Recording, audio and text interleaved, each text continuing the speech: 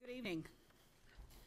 This is February 19th, and tonight we open our meeting with a great deal of grief and very, very sad day that occurred over the weekend. The photos that we see here is of Owen Green, who worked for our town Snowmass tourism staff for a period of time. I hate seeing these pictures because it shows a life that was cut very, very short. However, doing something that Owen really enjoyed.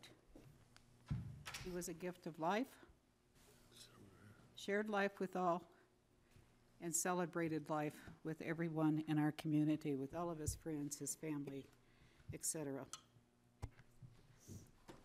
In 2 weeks, we'll do a small tribute here at Town Council for the community and for our staff. But with that, let's pause for a moment of silence to honor our young Owen. Please keep his parents in your thoughts, his girlfriend, all of our town staff, and then I'll ask Clint to make a few comments. Shall we bow our heads?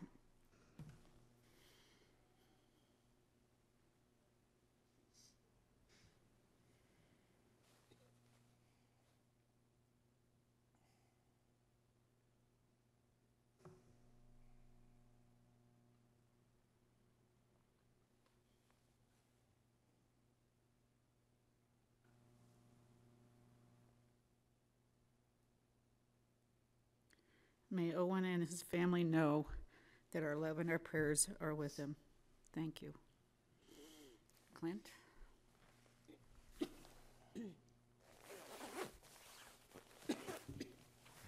I know. It's been a tough day in Town Hall today. Owen was a great man. He was only 27 years old. Exceptionally positive, super energetic. Just fantastic person. There's no way I can do justice to him in these short words, so I apologize. No, that's fine. But in a couple of weeks, we'll have something. But I will say that his colleagues loved him. He was a fantastic person. His family is in Crested Butte. We're working on some plans for later in the week with his family, and we'll be sure to get that out. But in the meantime, these are great pictures that he had an infectious smile and a ton of energy and was a rock star.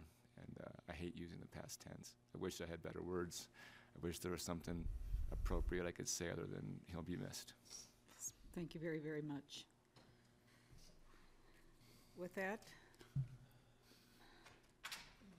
Rhonda, roll call. You need to call the meeting to order first. Oh, God, call the meeting to order. You can tell that I'm pretty shook up as well. Spent some time talking to Clint earlier today, and yeah, these are tough times. So with that, I'll call the meeting to order. It is February 19th at 4 o'clock. Butler? Here. Circus? Here. Mattson? Here. Shank? Here. Okay. The first item on our agenda this evening is a joint meeting with the Planning Commission. This is the beginning of the preliminary PUD process. It's a joint meeting with our Planning Commission as we direct them as they start the full review of the PUD as to what areas we need to focus upon. Please know this is a quasi-judicial process. And we will be seeing an overview. We're not going to be answering really in-depth questions at all. But I'll ask Mr. Dresser if there's any advice you might have as we go into this session, the joint session, as to what we can and cannot focus on. No? Did I get it okay? Yeah, okay. I passed Thank you very much. I've done this several times now, so it's my honor and privilege to begin, to open this session with the Planning Commission and to look at our Community Serving Center. Mayor Butler, we need to have the planning commission call that meeting in order Oh, also. that's exactly right. Thank you, Clint. Who's the chair now? Patrick, hi. Hello. I didn't see you come in. You snuck in. You want, I was late, but I'm here before roll. okay, there, you're fine. Okay, so you want a roll call, Yes. please? If you could all just state your names for the record so I can take them. Start with Brian. Brian Marshak. Doug Farr. Laura Rice. Tom Fridstein. Jim Gustafson. Patrick Kilty. Good job on the microphones. Okay, Brian, or is it Julianne that is going to introduce this evening? I'll go ahead and introduce it, Thank you, Mayor. Brian. So, thank you very much, Brian McNellis, Town Planning Staff. As you know, this is the Snowmass Center introductory meeting, joint meeting. You may recall, well, both the Planning Commission and Town Council, that this application received sketch plan approval back in the springtime. And one thing I would like to pass out that you probably should have had in your packet, but didn't, was resolution number 18, series of 2018, which was the sketch plan approval. I want to have it for both the Planning Commission and Town Council, so you have a reference to the conditions that were a part of that document back when it was approved for sketch plan. Can I just go ahead and distribute that? Sure, go ahead.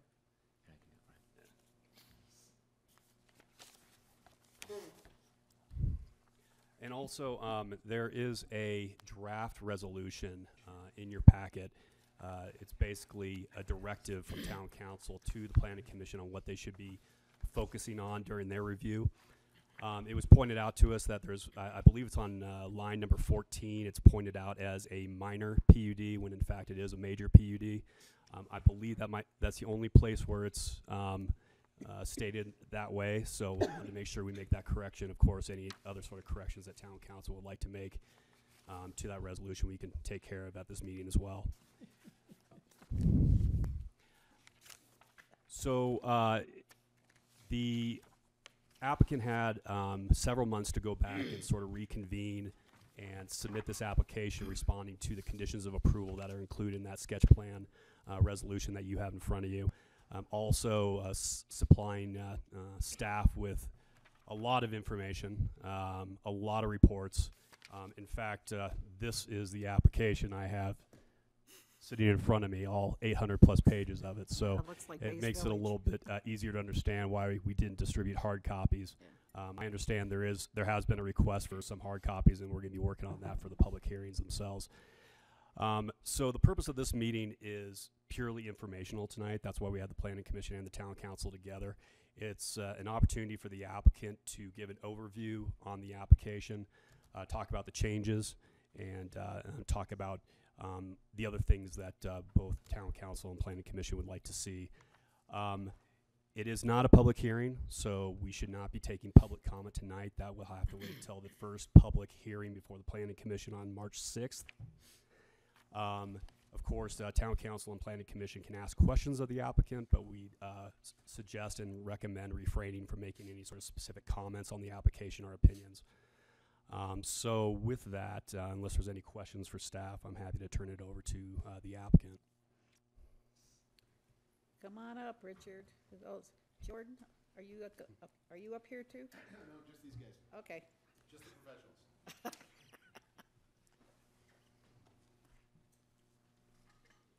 We are the quasi-professionals. Well, you must do it with a lot of paper, that's all I have to say. So we look forward to the presentation. Well, Brian's introduction was very useful in describing the thoroughness of the preliminary plan application under the town code. And I wanted to let everybody know how diligently we've been working to complete this, because we are very excited about the opportunity. We are very excited about the input that we received from the Planning Commission and the Council at the sketch plan. And we have been guided really by three particular documents. The first has been the resolution from the sketch plan, the updated comprehensive plan, which has been adopted, and thirdly, by the general code itself. So by way of team introduction, there are many new members to the team, which have been instrumental in putting the application together. While I won't mention all of them, we have added to design workshop, and me as Richard Shaw and Jonathan Knight, who is one of my colleagues that has put the plan together. Also Eastwood Snowmass, which is Jordan Sarek, and represented by Rob Carencross as well. To this team, we've added CCY Architects from Basalt, Sopris Engineering, LSC Transportation. Ben Genshoft has been involved in the legal portions of the application, and many, many other consultants who have participated in one of the specialty parts. So we're truly interested in moving forward. We've done our very best to accommodate the comments and the points of view that we heard. So to that, it's a little bit like unwrapping a package. I think what we would describe this project being is really 100% Snowmass. It is a project and a plan that goes to the very heart of the community. It is the Snowmass Center. It is the place where almost every local person in town will visit once a day. It has always been the place where essential services exist. So with that in mind, I'd like to take you through the plan, really highlight and summarize the general ideas. You know, we started this whole sketch plan and now the preliminary plan by really reviewing the existing Snowmass Center. And while it served its purpose, we found with further study and more information, as you would expect, that there are a number of areas. Excuse me, Richard, can you speak in the microphone? Can't hear you too Sure, well. sure, Tom. A number of areas that we really have attempted to create improvements. And as we've studied the center, many of the fundamentals of the center, particularly the large plate portions of the grocery store, represent a major investment in the center. We have, from the sketch plan, made a number of modifications, and we want to explain generally that there is some very different ideas that have come about through this additional information and study. Most particularly, the new plan that is represented here is very close in parameters in terms of the square footage and the density to what was in the sketch plan. A little bit of variation in the numbers as we move through a much higher level of design. One thing that is remarkably different, however, is the fact that the original center has been retained in the center where the grocery store and the post office is, but either end of the footprint of this Snowmass Center building has been modified. And we have really discovered that in the process of phasing construction and tenants, that we are going to be in a position here to be better off keeping the core but changing the outer edges. And particularly that area where the service dock is on the eastern end, but also a good deal of the center, which now extends greatly into the area on the western side of the center. And having discovered that through a lot of detailed research, we feel much better about the opportunity that's here. For example, this is a center now which has the possibility of having a greater amount of village quality to it. We're not constrained by the footprint. And the red dot is representative of the post office in particular. There is no change to the post office in its size or location. There is no change to the existing footprint of the grocery store, but we have expanded it and provided a greater number of square feet that allows the grocery store to offer greater amount of service. we have removed a good deal on the western side, and that has been remarkable in one. Oh, thank you. That has been remarkable because it's given us the opportunity to bring Upper Kearns Road, the main entrance into the Snowmass Center, directly into Main Street. And that has helped in a number of ways. First, symbolically leading down the main street truly makes this the way you arrive. It's given us an opportunity to provide wider sidewalks on both sides of the center. It's given us the opportunity to eliminate some of the great confusion of circulation that many people commented on as we reviewed the sketch plan. It's given us a direct route into Alpine Bank.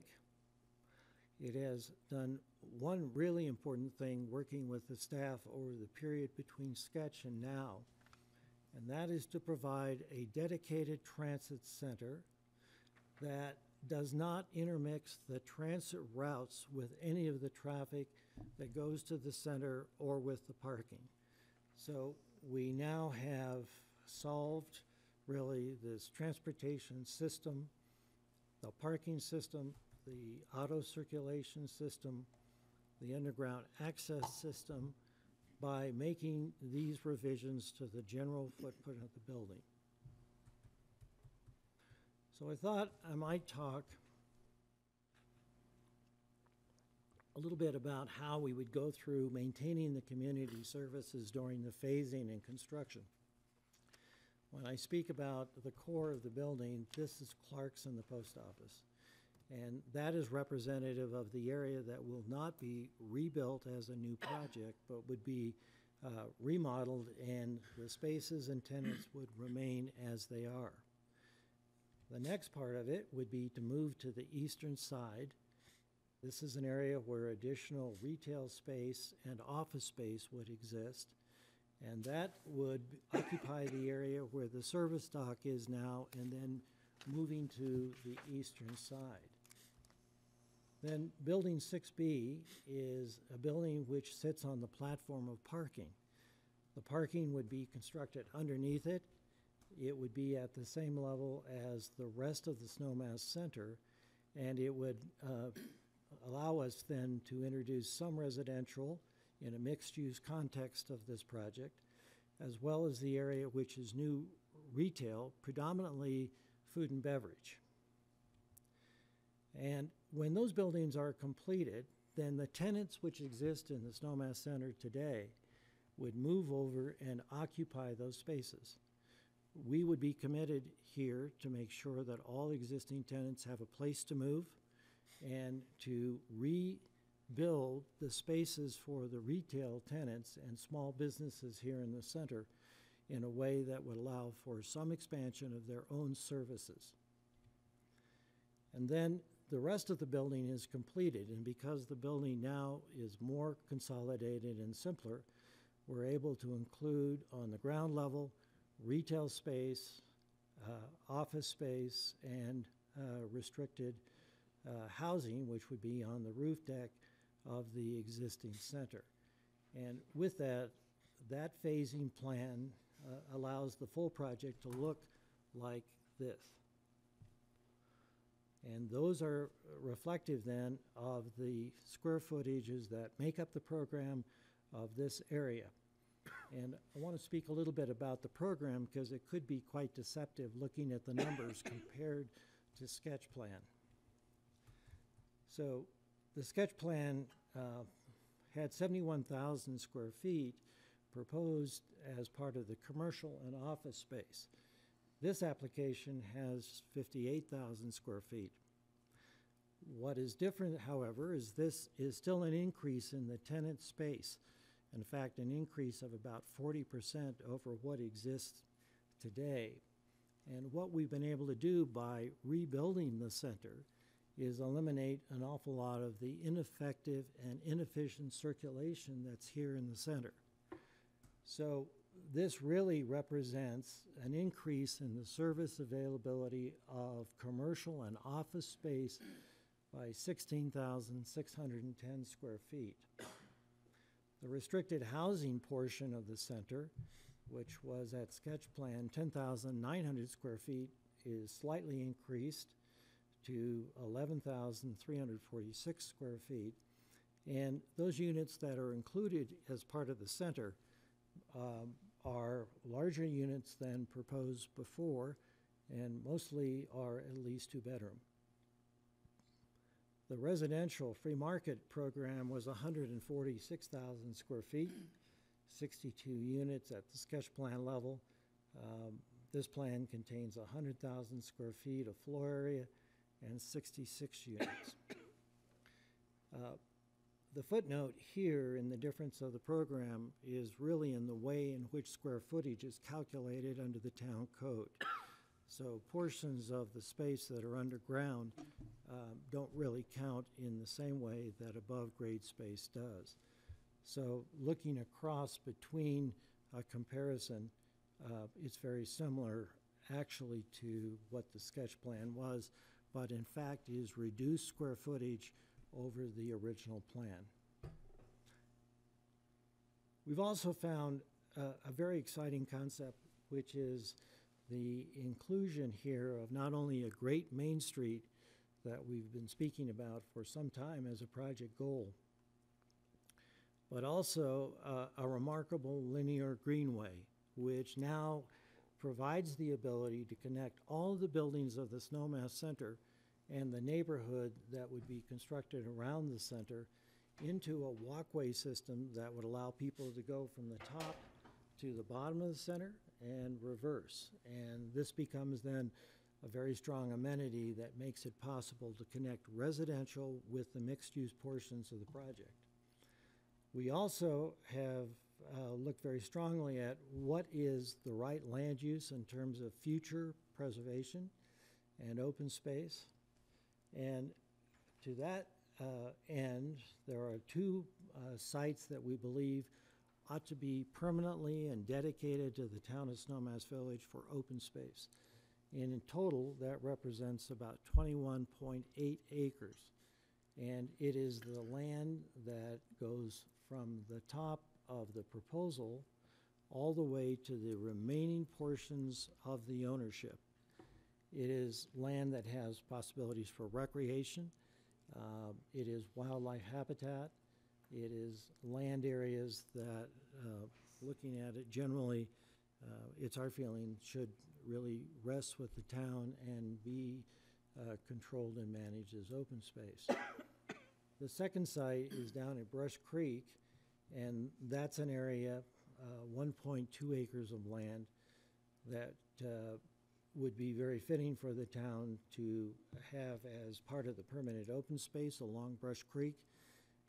It has, over a long period of time, had a number of restrictions on it that the intent was always that it be left as part of the buffer along Brush Creek. And with that in mind, the proposal contains the possibility of the town having the dedication for open space. Trails have been talked about for a long period of time, and we have included here in the preliminary application a number of new trail connections, which are commitments that allow people to use both the street, the sidewalks, and new connector trails to the Mountain View Trail above the center. And this generally shows existing trails as well as what would be proposed within the Snowmass Center to make these connections possible. And just in the way the linear greenway would connect the center, these connect to other neighborhoods within Snowmass Village. In the category of the environment, we have studied very carefully the geology above us and around us, and it has been known for a long time that there is the possibility of mud flow that comes high off of the rim and the ridge. And additional engineering study that's been prepared by Sopris Engineering and Tetra Tech, who are the state's foremost experts in dealing with these geological phenomena, have worked together to come with a very creative and good possibility of dealing with that kind of mitigation. So we really start here with, instead of large holding ponds, these are much smaller in their scale. The idea is that the mud that potentially would flow would come into these drainage ponds above the center. They would be connected by a piping system that would come around and route that possible flow clear around the center itself, providing really strong and substantial protection from the geology above. The pipe would come around through the center and tie back into the location that exists already at Lower Kearns Road. And in the course of doing that, also become the stormwater management program for the entire site. So as the geologic hazard is solved for, we would also bring to Brush Creek a much higher water quality standard that would exist to take care of the drainage within the entire project. Among the system for stormwater management is to deal with the increased flow consistent with the code, but also to bring in water quality, including water quality vaults and the ability to pick up sediment off of parking lots and other areas of the site, as well as any of the runoff from non-point sources such as spilled gasoline or items from cars that you sometimes find in parking lots. And particularly the issue we have here is the amount of fine particles that come from parking lot conditions. So across the entire site, the water quality management comes down to the very bottom of the program. The encroachment that exists today in the water quality ponds at Lower Kearns Road would be the point of exiting for the storm water for the entire project. We're very excited about the possibilities of increasing the quality of water that would exist. Lots of other neighborhoods would benefit from the trails that I've been speaking about. There's also the proposed connectivity to other sites. In the thoroughness of sort of putting this plan together, you will find in your packet a review of several ways of increasing the connectivity between the Snowmass Center and other locations in the village. Studies about the operation and physical cost of doing these things. We would like to be participants in making this connectivity stronger. And with that in mind, the trails that are shown here in solid red are part of the commitment the Snowmass Center would make to improving those trails. And we would like to be partners in increasing the walkability to Snowmass generally by connecting the base village to the Snowmass Center. And as part of the community purpose, we've made a proposal for participating in the planning and cost of completing that. Generally, however, we look at the connectivity in several important ways. The first is that the bus generally from all of the neighborhoods in a more scattered way convene here at the Snowmass Center. There are 6 of the 8 routes that come through the center. With this dedicated transit center now in which transit vehicles only are allowed and no private vehicles intermix with it, we see a much better operational condition here at the Snowmass Center. It's convenient. It's at the front door. It provides the opportunity to be level and straight from the floor areas of the grocery store and other services in the center directly across. The fact that there are no private vehicles involved now in the transit operation prevents any of the safety concerns or particularly the use of Lower Kearns Road for the transit system. The system is large enough to contain 2 park buses for loading and unloading, but also a third as a overflow space. This is one of the topic areas that we've had a couple of intermediate conversations with staff about. And we believe that the services provided here at the transit are hugely beneficial. There would be a shelter, there would be this dedicated area and circulation in which only transit vehicles are involved, pedestrian connectivity in all of the directions, and really importantly, it's at the front door of the Snowmass Center. It also goes with some of the other study, including pedestrian safety. The areas that are shown as circles here indicate the areas where there would be crosswalks. We have expanded the areas of crosswalks and have included within the Main Street a very clear understanding of how you would move from within the services of the Snowmass Center to some of the gathering places which are included in the plan. Additionally, the areas that are in blue are the areas we have identified as snow melted areas. And those generally are in places where there is any slope, where there's shadow, or where the potential for icy conditions would exist for pedestrians. And with that in mind, really the functional aspects of providing good service to the center also includes snow melt at the service dock, an area notoriously problematic as it relates to the deliveries that support the grocery store in particular.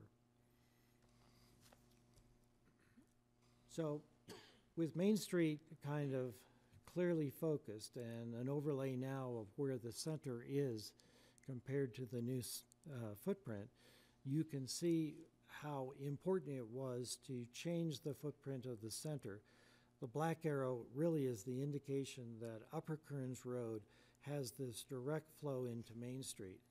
And all of the movements of the bus, the movements of parking, the movements of access into the underground parking structure and to Alpine Bank now become very simple and straightforward. We have two entrances into the center, Lower Kearns, Upper Kearns. We have a two-way entrance into the underground parking from Upper Kearns and a two-way entrance to the parking structure from Lower Kearns. Surface parking is on Main Street. There's 55 parking spaces identified. There was a lot of conversation about what that parking ought to look like.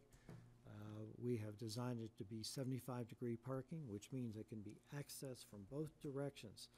But at the same time, the dimensions are wide enough that someone backing out of from one of those parking spaces does not go into the other lane of traffic. The underground parking garage ramp has occupied the space that was previously surface parking. And in the plan, there was quite a bit of criticism about having that much parking in one location. So we have actually expanded the amount of the entire parking that is underground. And in the structure, that underground parking will be weather protected and it flows very directly into the uses.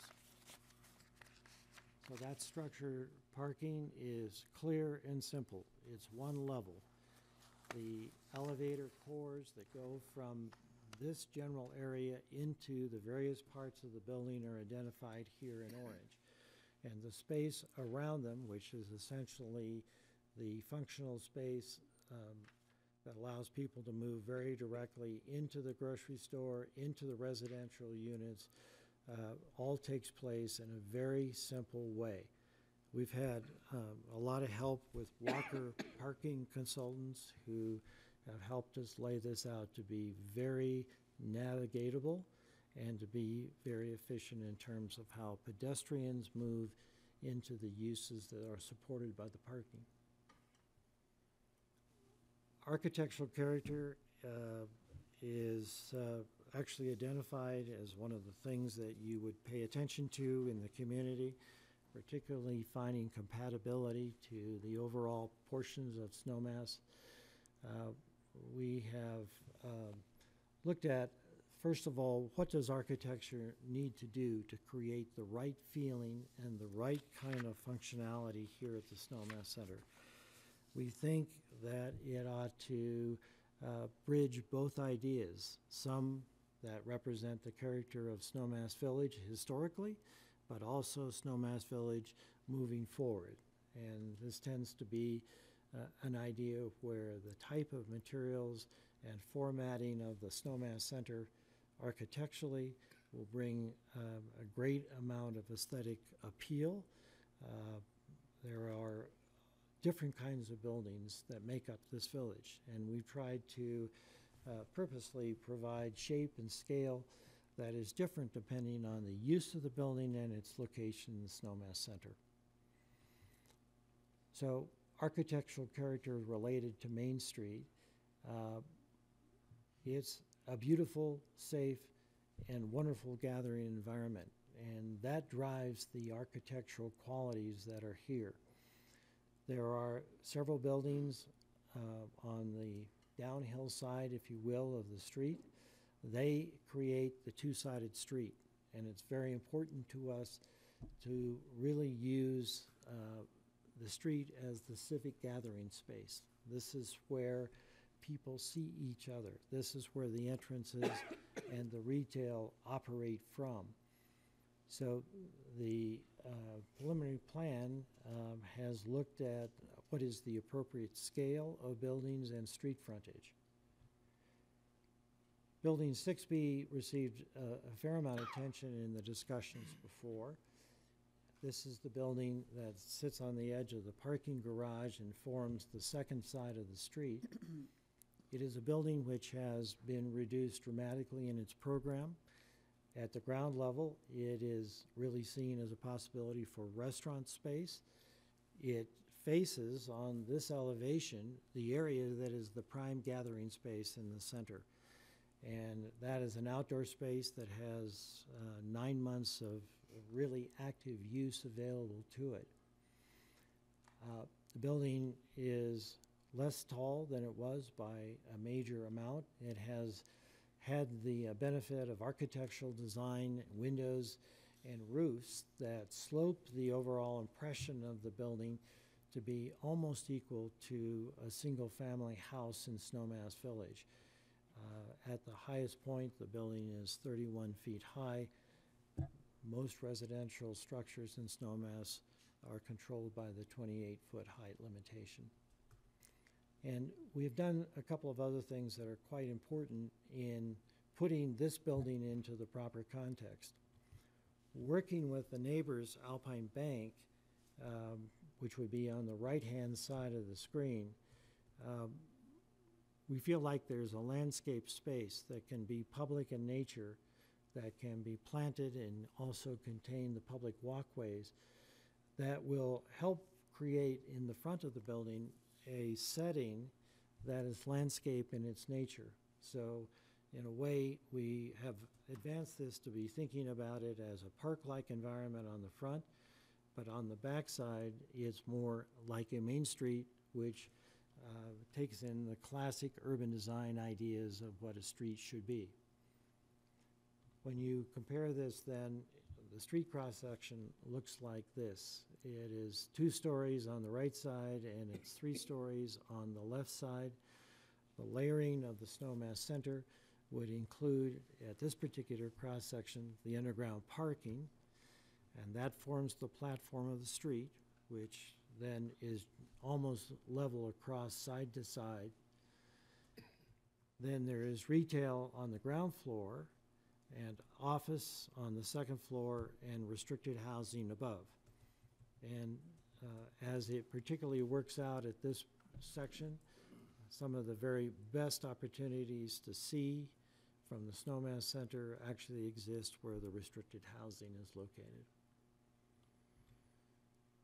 So we've heard very clearly that view is important, and this is represented then of both the new qualities of the intimate street that are part of this proposal. The street has been aligned in such a way that it looks down at the major attributes of our community, the ski area and Mount Daly. And so this alignment at the end of the street remains unobstructed as you look at the project.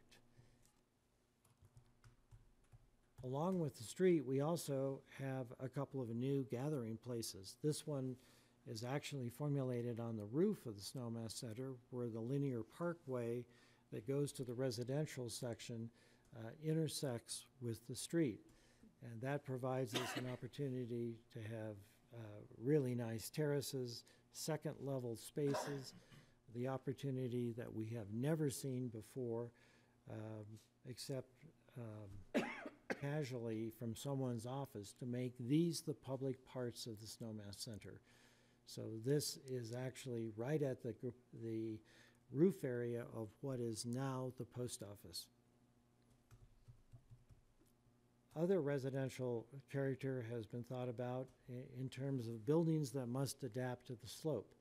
And how do you do that so that they form this very pleasant terracing of residential units, allowing people to see over the top of residential units, but also to fit into the landscape, to be part of a village as opposed to standing out as individual buildings. We've tried to, in the architectural character, really bring outdoor spaces like patios and terraces to the forefront of the elevation, and to make generally these projects feel like they are residences that meet an important need in our community, which is a mid-market response, but feel that they're all of the same family, but part of an overall village and neighborhood. This is an example of building 6A. This completes the edge of the street. It's a one-story building, and behind this building is actually the entrance to the underground parking structure. So it helps to make it a very pleasant, completed street. We have tried here to have a variety of buildings, and in fact, the proposal includes one-story, two-story, three-story, and four-story buildings across the way. The view from various parts within the center are highlighted here to help understand in your review what you will see from various parts. This is looking toward Mount Daly along the street. This is from the other side. This is what you would see at the entrance to Clark's Market. And looking across now towards the Snowmass ski area base, this is one of the major pedestrian crossings in the street. The Viceroy is seen in the next view to give you a little bit of a sense of where this is. Looking up at the ski area, this is the outdoor plaza, which is flanked on either side by food and beverage, and is the site that has the greatest amount of sun and view combination, and we think will have the chemistry to make it possible for people to gather, feel the sense of community, and really become the heart of Snowmass Village from the perspective of these essential services. Overall, the Snowmass Center is a different place. It has with it a landscape program that deals with the revegetation and the creating of a setting for this neighborhood. It contains a series of connectivity that I have only started to touch on as it relates to the pedestrian and sidewalks and the ability to really bring a new sense of walkability to Snowmass Village. So as I sort of wanted to make this a summary on behalf of all of us who have tried to create the right kind of project with the right kind of feel, it was important going back into the comprehensive plan and just highlighting a few of the important words that the plan contained. And generally, it, I will say, over many years has been consistent in its purpose. Essential service, local serving, mixed use, attractive environment, convenience, the ability to make this the heart of a community place. To the degree that this additional study and information has helped us, we are more than pleased to be here and to be part of this preliminary plan review. So thank you. Thank you. Richard, thank you so very much for all the hard work and all the studies that you've engaged in. It's very clear that the staff and you have done a phenomenal job putting this plan together. And with that, I'll see if there's any questions from anyone for clarification as to the presentation from Town Council or the Planning Commission. Yes, Tom. Just one thing, first of all, I commend you. It's a very impressive piece of work you've done. But I have noticed, I read the whole application, a lot of the drawings are mislabeled. I mean, I noticed you corrected some of them here. What was on the drawings as Rim Trail got corrected Mountain View Trail. Even one you showed up here showing the bus stop was labeled Lower Kern Road instead of Upper Kern Road. I think all of the building architectural elevations are mislabeled. What is the south elevation is called north elevation. I would ask that you can make those corrections and reissue those to us within a week so the Planning Commission has accurate drawings to look at and we can reference them accurately. So please just proofread them, look at them, and try to get them to us so that we have something we can refer to. We'll take another look, and if there Yeah. are errors, we'll correct them. Thank you. Julianne, is that fair within your time frame to get it out to the Planning Commission? Yes, the Planning Commission is scheduled to hold their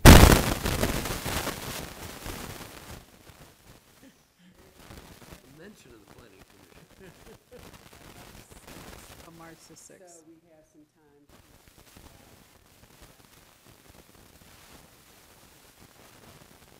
Any other questions?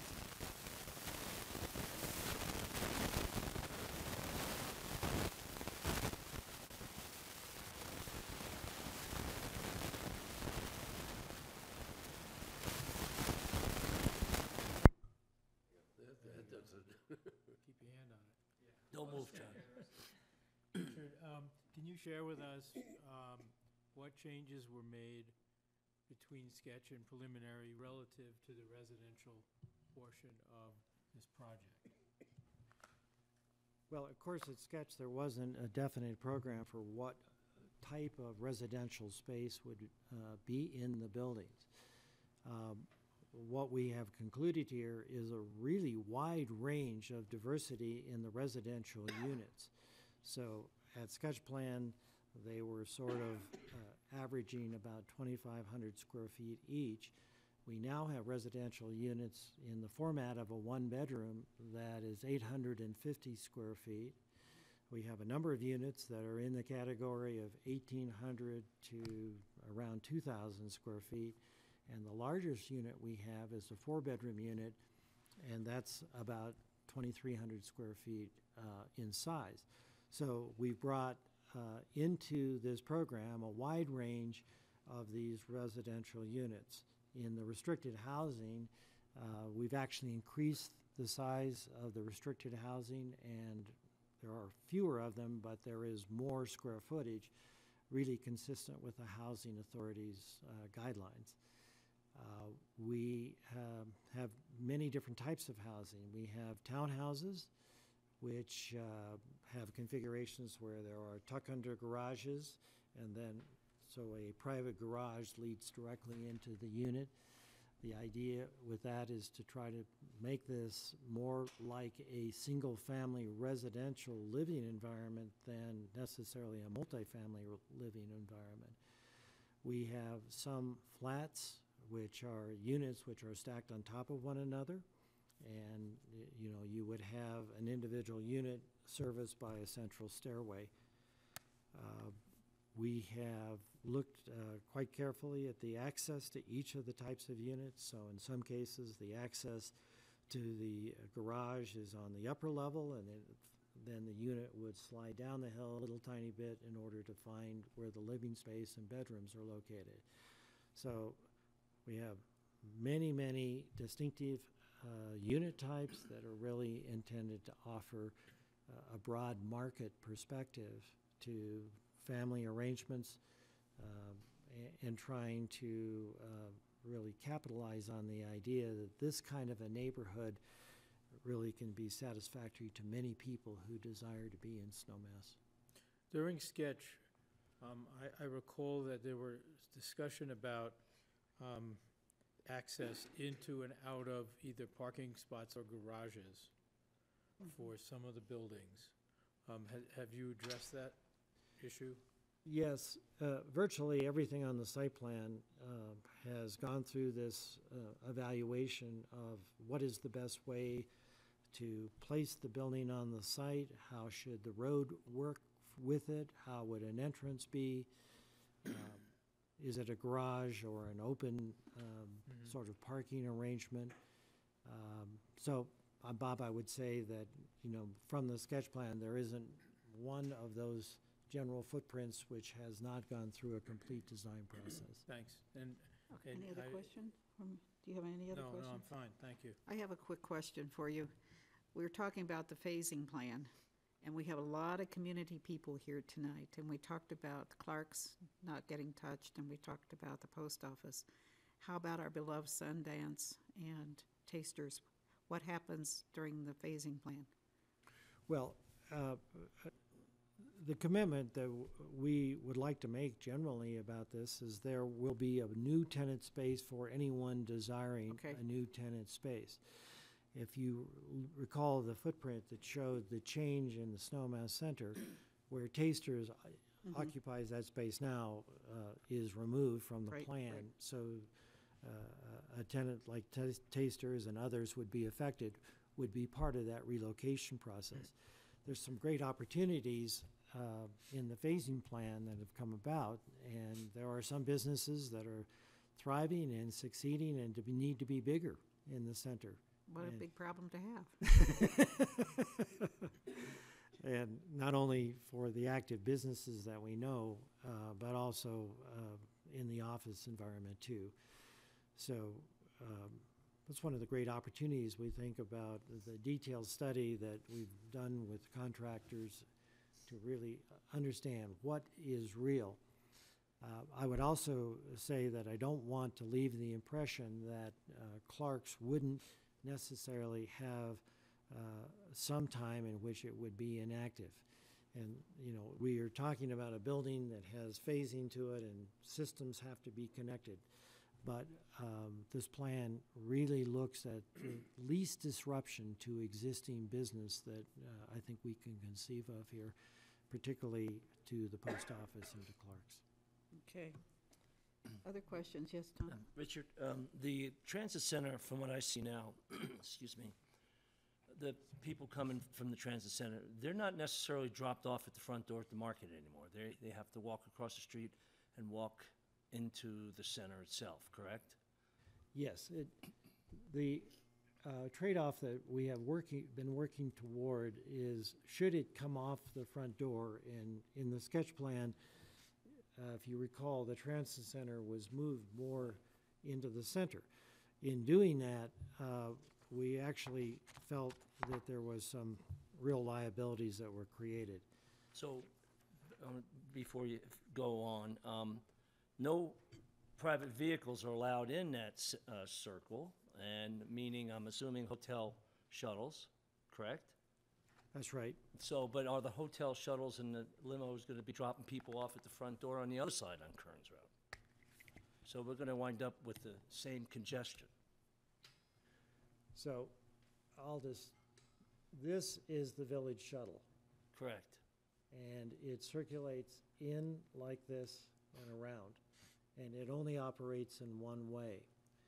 So to have this dedicated shuttle and transit center, we then have new exiting over here, and of course, those doors don't exist under the current situation. So we're talking here about 100 feet of physical distance to move.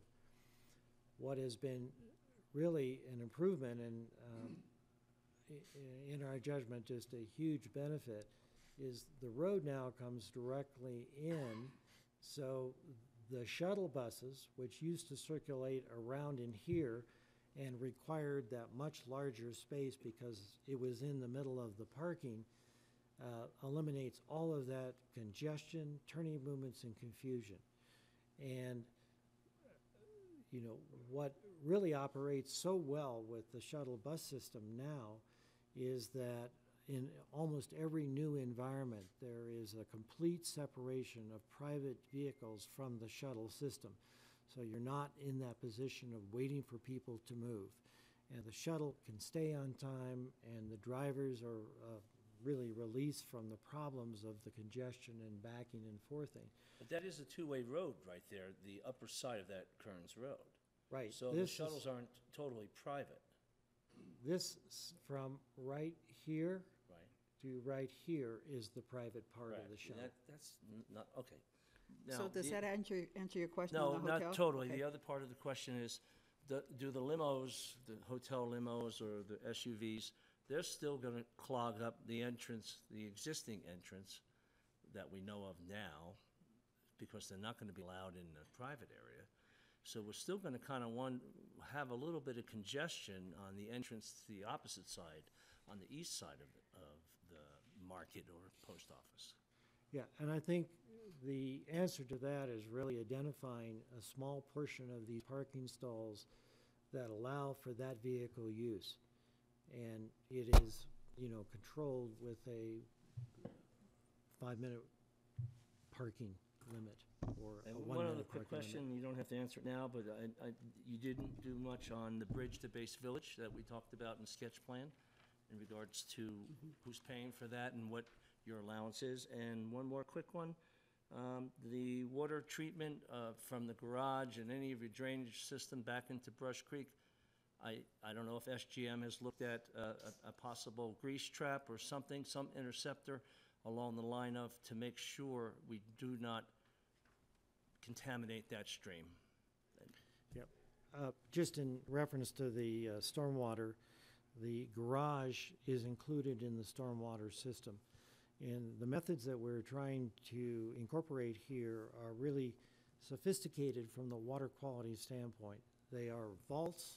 In the olden days, water was just dumped into a detention pond and it infiltrated when it could. And that was sort of Snowmass's approach to stormwater. What we're proposing here is a vault system in which there is actual physical filters which go inside the vault. And they are a material that collects gas and oil and grease and all these sediments which are moving across in the stormwater. And you actually replace those. So it becomes a method of really providing a much better water quality system. Thank you. Any other questions? Any questions from the Planning Commission? I had a question. I think you guys have done a great job as far as realigning the roads and incorporating the transit system. I think that looks much better than what we saw at Sketch. You said that you went into quite detail with a transportation designer in regard to the garage, and I'm just curious to know how you ended up with 2 entries instead of 1. Because in this particular case, there's 2 ways to get into the center.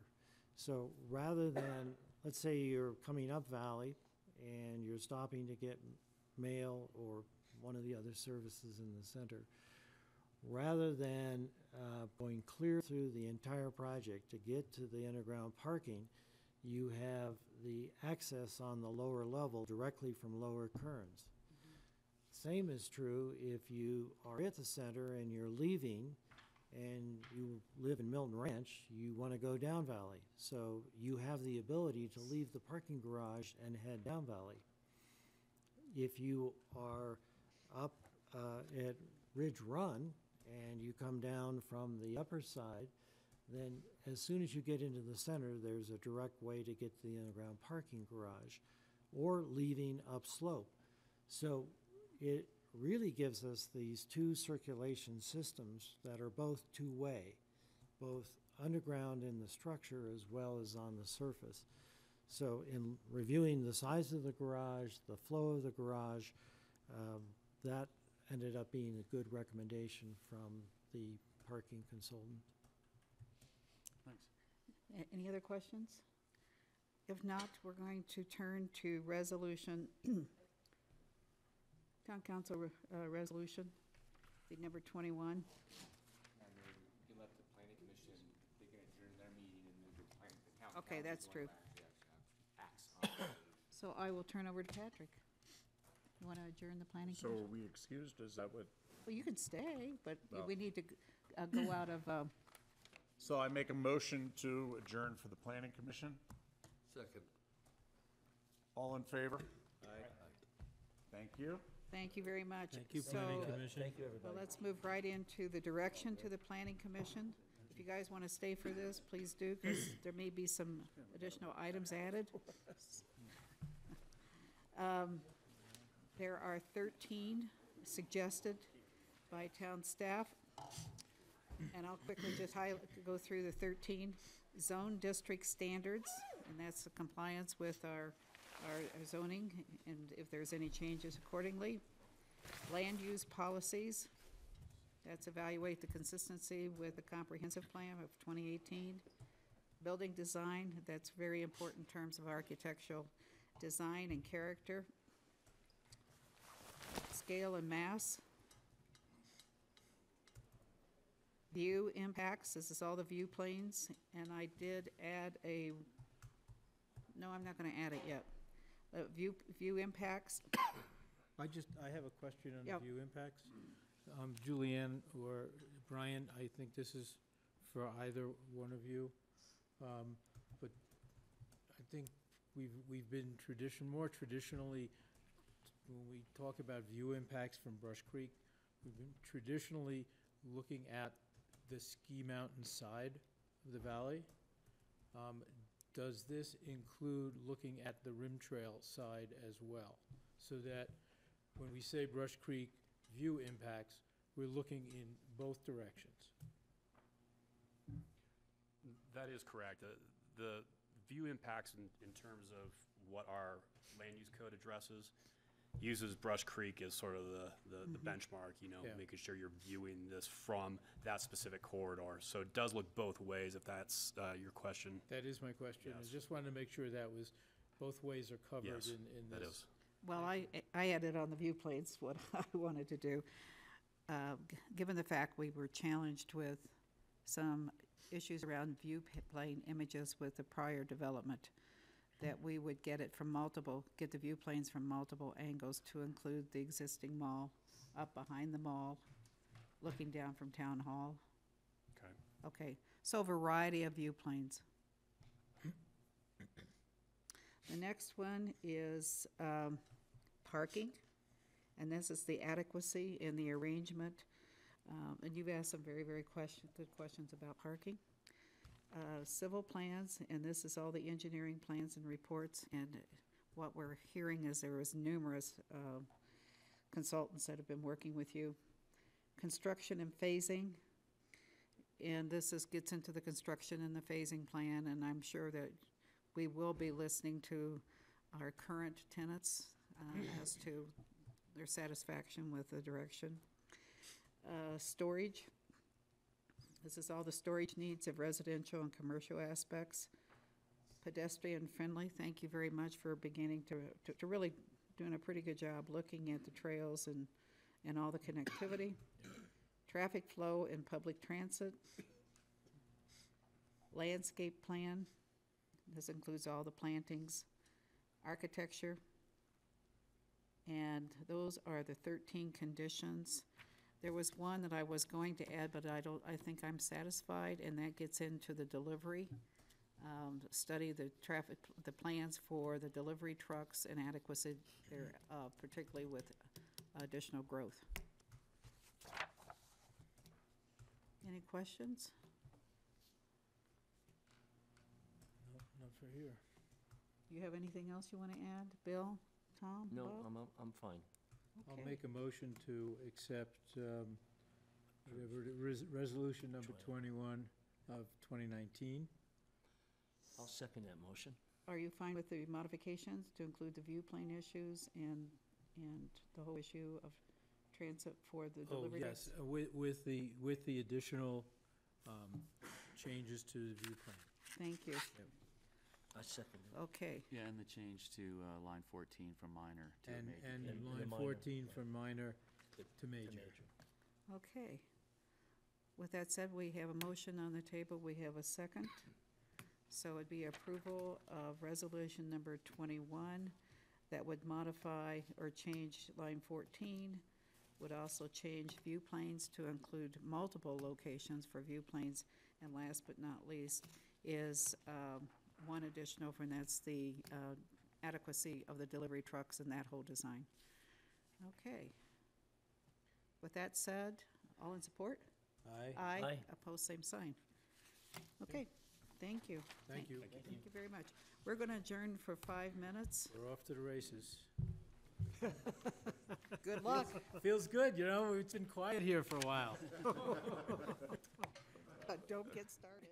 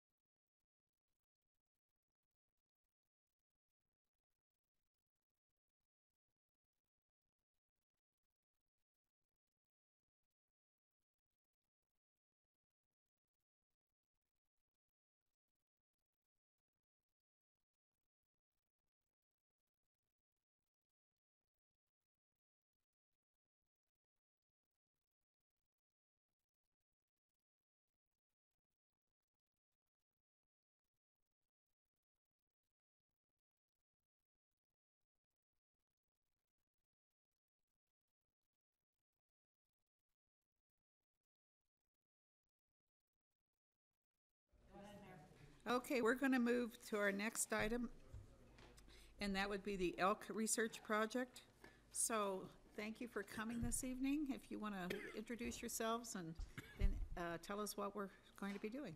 So I'm Nathaniel Rail. I'm a researcher with Colorado Parks and Wildlife, and I'm going to be giving an overview of two closely related elk projects that we're starting up here. And I'm Lindsay Etter. I'm a planner for Pitkin County Open Space and Trails, and we're here as partners. We're excited to learn more about how the animals are using our open spaces, and it'll inform how we then manage our open space appropriately. So I'm going to go ahead and get started. So I'm going to be talking quite a bit about calf-cow ratios tonight, and just so we're all clear, when I'm talking about cow elk, I'm referring to adult female elk.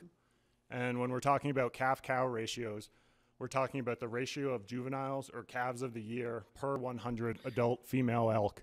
And we use this as an index of recruitment, or how many young animals are making it in to that year one age class. And we, in Colorado here, our agency flies aerial surveys between December and February to count these herds and estimate that calf-cow ratio. And we can use this ratio to assess the status of our herds and look at population trends over time. And within our agency, there's been increasing concern over the last couple of decades about declining ratios in many parts of the state. And so here I just wanted to show a snapshot of what those calf-cow ratios look like for Colorado. So first of all, what we're looking at is the state of Colorado, and the black polygons delineate what we call data analysis units. So those are the year-round ranges of elk herds. And we label them things like E6, E7. For example, we're here in E15 right now.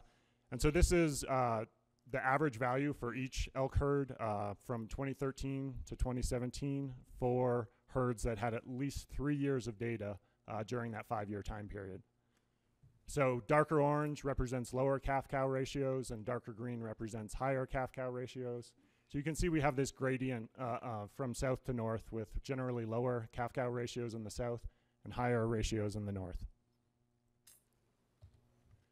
The thing about these calf-cow ratios, though, is that they're this imperfect measure of recruitment because they're affected by multiple factors. So they're affected by harvest, by pregnancy rates, by calf survival, and by adult female survival. But we just have this one ratio at the end. So it's hard to figure out exactly what's going on with a population just using that one number alone, because these multiple factors can play a role, which I just said. So in order to figure out exactly what's going on with our elk populations, we need long-term monitoring of individual calves and adult females to determine factors that are affecting each stage of production and survival. So in order to try and figure out why we're seeing these lower calf-cow ratios, our agency started up a pilot study in 2017, a 2-year study studying the Trinchera elk herd down in that data analysis unit E33, and studying the Uncompahgre Plateau elk herd in E20. And these are two of the herds with some of the lowest calf-cow ratios in the state. And so then the objective of this pilot study was to try and identify and collect data about factors that may be influencing elk recruitment for those herds. So we were catching adult female elk in March using helicopters to assess the health of those adult females. So looking at their body condition, how much body fat they have, looking at pregnancy rates to see fertility. And then we were also deploying GPS collars on those adult female elk, as well as transmitters to let us know when and where those females give birth. And we can use the data from those transmitters to then go and catch and collar the calves of those collared adult females during the calving season in May and June. We do this on foot, typically with teams of 2 out of trucks. And with the collar data from the calves, we can estimate calf survival, identify sources of mortality. So as soon as those collars will let us know when those calves have died, we can go in and conduct a field investigation. And then also evaluate different factors that may be influencing mortality risk. So this year, we're going to be expanding that study into a third area up by Craig, the Bears Ears elk herd.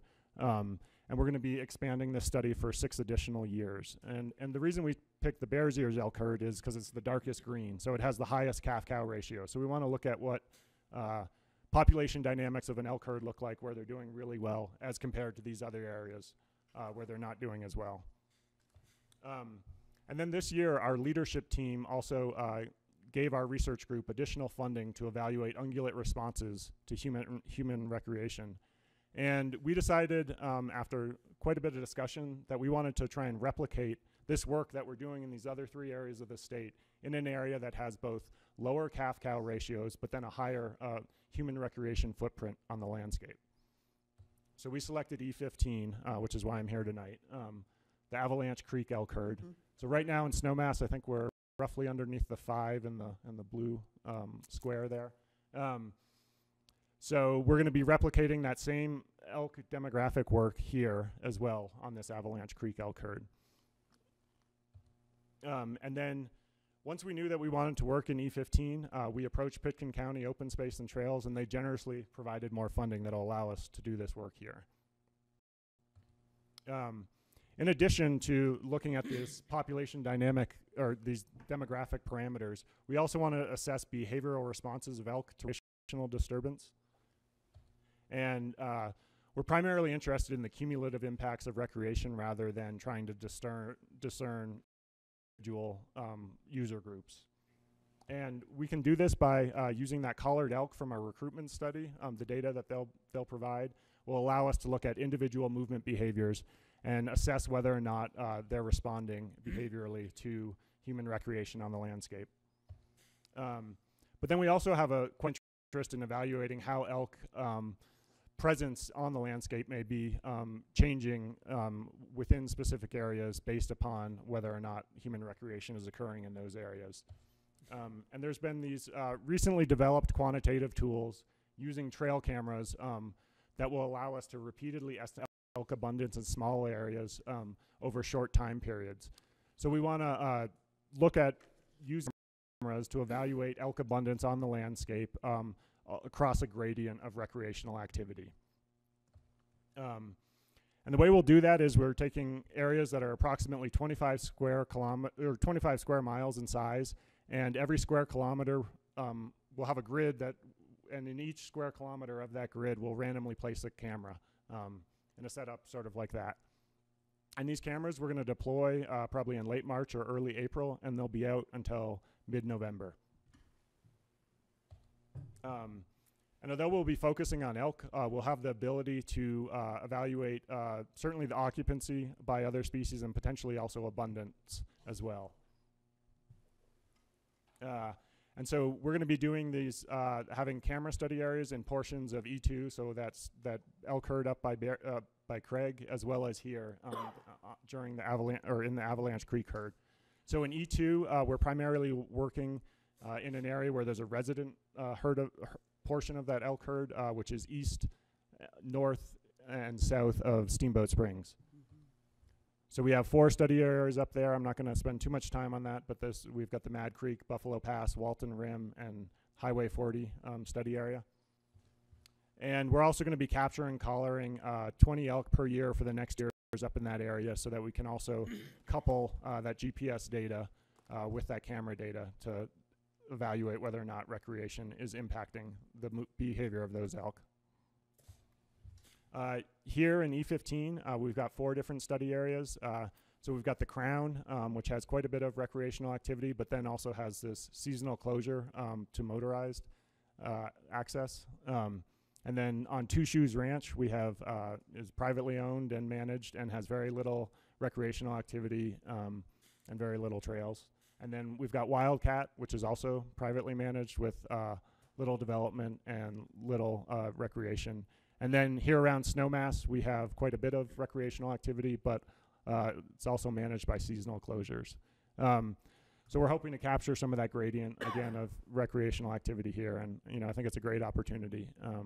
So we appreciate you giving us the time to come and talk to you about this research and the opportunity in this area. That's all I had. Thank you. So any questions? Very interesting. I do. Very good job, Nathaniel. Thank you. Question, you mentioned earlier about did you say calves are going, they're not maturing? Is that correct? Did I understand that correctly? No, it's not that we don't know what's happening. So we have, in the winter during December and February, we go out and we count these elk and we see fewer calves in the herd. But we don't know, is that because pregnancy rates are lower, so fewer are being born? Is it because as many are being born, but they're being killed sometime? So we don't know. So how does that work with, I'm not a hunter, so I don't know how the tags are given out. Is that determines in how many cow tags are given out, or they don't give out calf tags, I assume, no, right? Well, you can harvest a calf. You can. You can harvest a calf. But the way that harvest would typically influence calf-cow ratios is if you have higher number of cow tags, then you actually will see an inflated calf-cow ratio. So the opposite of what we're seeing here, you might see more, you might have 50 or 60 calves per 100 cows, because if you're harvesting a large number of cows, then that's going to raise that ratio up. Okay. But yeah, that's where it's difficult to determine what's going on just by looking at that one number. So that's why we're trying to collect data on all these different stages to try and figure out what's going on. Thank you. So will you be in the White River National Park area that would include the ski slopes, like Bird Mountain? Yeah, I'm a less. Are we going to be? Yes. Yeah, okay. Are you, I guess my question really is, how do you place the cameras where the recreational users don't see them, pick them up, and decide to walk away with them? Well, they will have locks on them. We'll probably have, notice on them, so to try and minimize that sort of stealing of them. And they are also, some of them will end up on trails, but a lot of them will be off trails because, there's a 1 square mile area, and then it's going to be randomly placed within there. I understand. But I'm sure we will have But I think some. we've all seen the wildlife just walk down the trail. Right. Like a hiker, right? Yeah. So we know that they like, they do like walking through on those trails. Right. And we're still working through the study design as to how we're going to quantify that trail use. But, Okay. we may do that with trail counters or. In the Snowmass area, are you going to get into any of the residential areas? No, I think the camera grid is primarily, it's either on the privately owned, it's on Wildcat, and then I think it's primarily on. Drosty, are you doing it? On the Drosty property? Sky Mountain. Right. Sky Mountain, yeah. Yep. Good. Okay, thank you. Yep. One of the reasons these guys are here tonight too is one of the techniques used is with helicopters, and so we expect that you might receive a phone call and whatnot. This will be in March-ish, if I remember correctly. Yes. And so just in case you know, if you get a phone call, it is the state doing it and it's authorized, but we wanted to make sure you were well aware of that if you see them flying around, that's what they're doing. Thank you, Clint. So one quick question too, and I just thought of the collars you put on. They stay on forever for this cow, or No. Okay. So they have a drop-off mechanism that we can okay. remotely trigger from our computer, and so we'll probably be leaving them on 13 to 18 months or so, because we're actually going to be, as I said, we're going to try and run this out for a minimum of 6 years. So we're buying 2 big batches of collars, and we can refurbish them at a considerable savings. Just off the top of your head, the cost of a collar? Approximately $2,000, but then there's airtime fees for the satellites, so that's about $16 a month per collar. Netflix accounts. Yeah, and then that transmitter that tells. So the whole package is about $2,300. But the transceiver is recoverable, correct? As the collars dropped, I assume you guys recover. We recover it, and then we can refurbish that collar for $700. So that's where we can save quite a bit of money. Good question. Do you have a question? Well, I'm just fascinated by the study. I think it's going to be interesting to find out the data that you guys are able to collect and what you learn from it. Elk are like ghosts. I mean, they're really incredibly unpredictable, and I guess that's why there's such a fascination with hunting them. I'm not a hunter either, but I see them bed down in the backyard of my house and roll through, and then they're gone, and we'll never see them again. So I think it'll be really fascinating to see what you learn, particularly with these ratios. Yeah. Look forward to getting that info from you. And that's where we did have some concern where if we're relying simply on the collars, that we could collar animals and elk move around so much they may just move out of the study area. They may not be where. But by using this camera method, we're looking at elk abundance in a particular piece of land, and even if those particular animals move out, if others move in, then we're still seeing, how that may change and how suitable that is for elk over time. Right. Well, really interesting. At the end of it, you always say, okay, so what did we learn and what are we going to do about it? You guys are probably well ahead of that. What are we going to do about it? I think we're still trying to figure out. Yeah. We don't know exactly what's going on. Huh? I would like to see like a return trip. Yeah, we want to within see the data. Whatever it takes a year. I'd love to see some results and what you guys are up to, because it's very interesting. Is part of one of your data points what the climate is doing at all? Yeah, so people are running these survival models for calves. One thing that you do look at is at weather patterns, and because that can have a big impact. And it's tough to, you can have a calf that dies of predation, but maybe it died of predation because it was born underweight because its mom is in poor condition. So, we're also looking at the body condition of the adult females to say, are they in good condition? Are the calves being born in good condition? Or are they in poor condition so they're more predisposed to die of some other factor? So, yes, climate certainly is something we consider. Any other questions? This is going to be a 6-year study, if I recall. So this is going to be multiple years that we'll see this going on. And then I think just one last thing for Pickens County, I think it's big props for them. The reason the state's able to do this is because of the $50,000 or $60,000 Pickens County put towards this. And I think it's them stepping up, wanting to know the impacts of recreation. And also this could help with seasonal closures and a lot of other information to make sure we're doing it correctly. So it's a lot of props to Pickens for doing it well. Great work. Great. Thank you really both. Excited. Look forward to coming back. I hope you're staying I'm here in overnight. 6 years. No, you're Or driving maybe you'll back. come back sooner. Thank you. Thank you very much. Take care. Okay, next item is public comment. Do I have anyone in our audience who'd like to make a public comment? If not, I'll turn to the consent agenda. There are minutes and there are draft agendas. Any comments? Or do I have a motion for approval, first of all? I'll make a motion to approve the draft agenda along with the minutes. Okay, And I'll second. okay, And I've got a comment. okay, go for it. I am going to miss the April 1st meeting.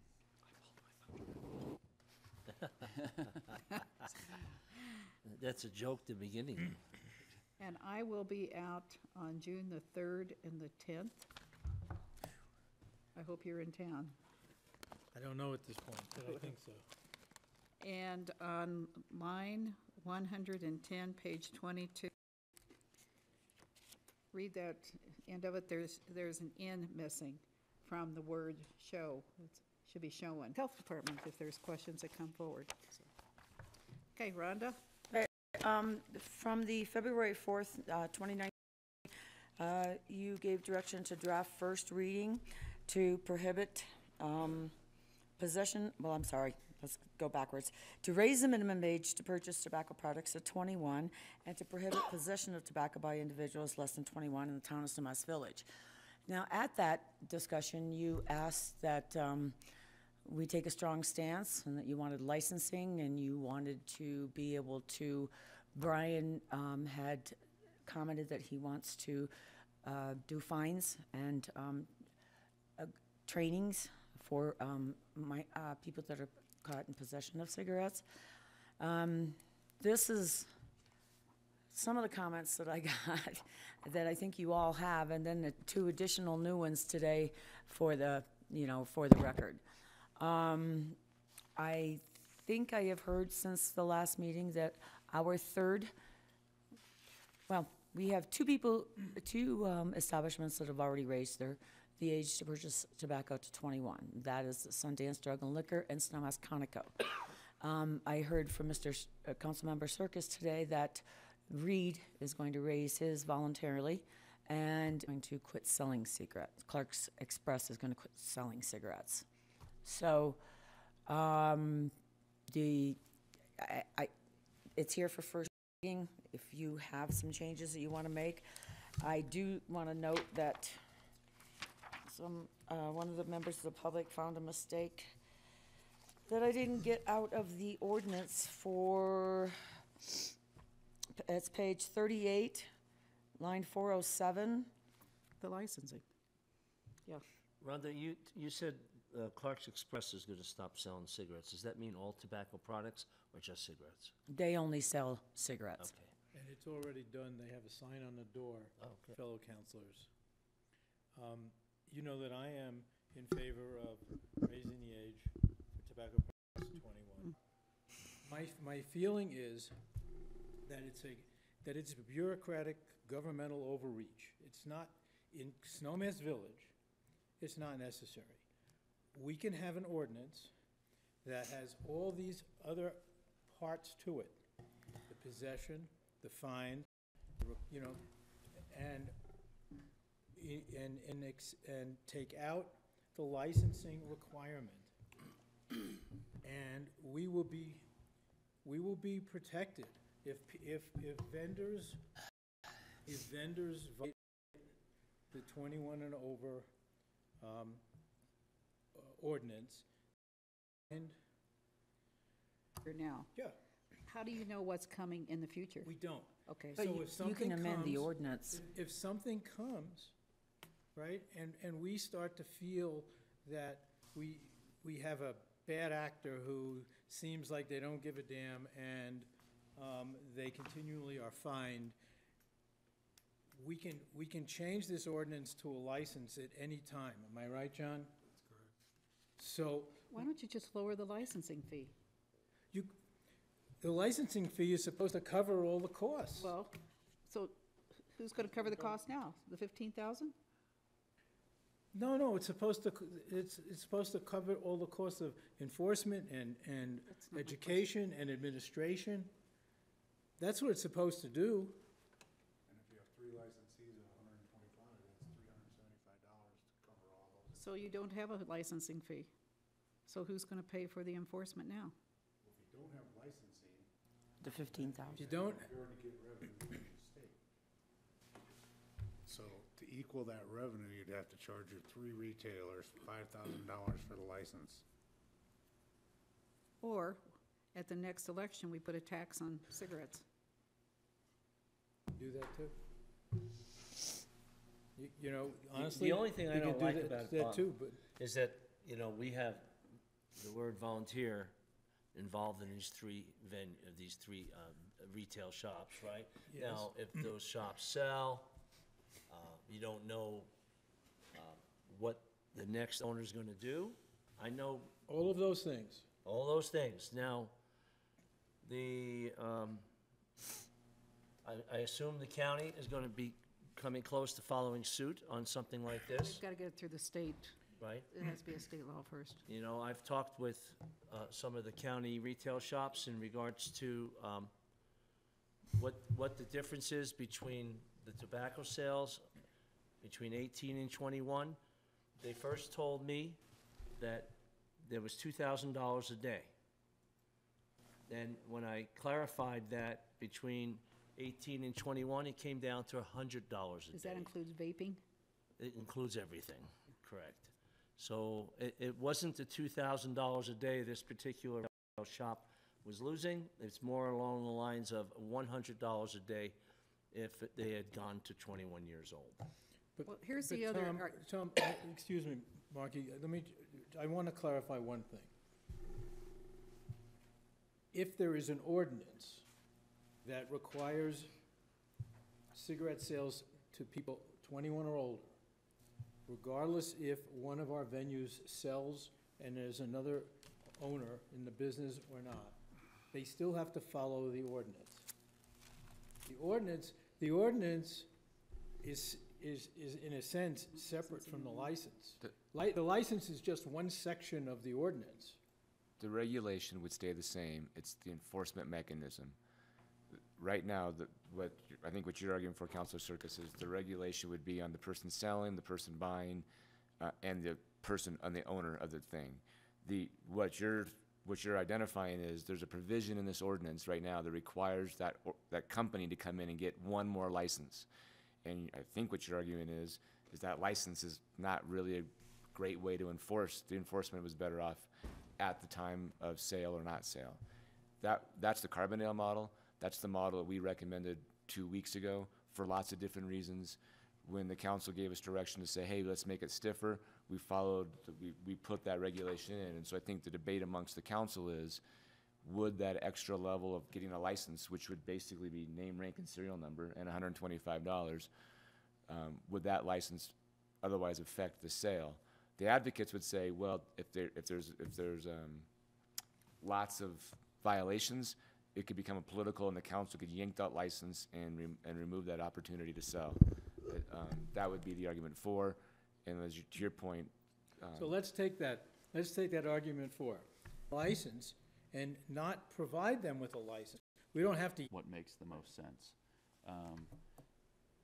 And to me, the T21 is just a proposal that says, hey, this is what we're trying to get everybody to do, so that we have kind of a united stance as far as selling tobacco to youth under 21.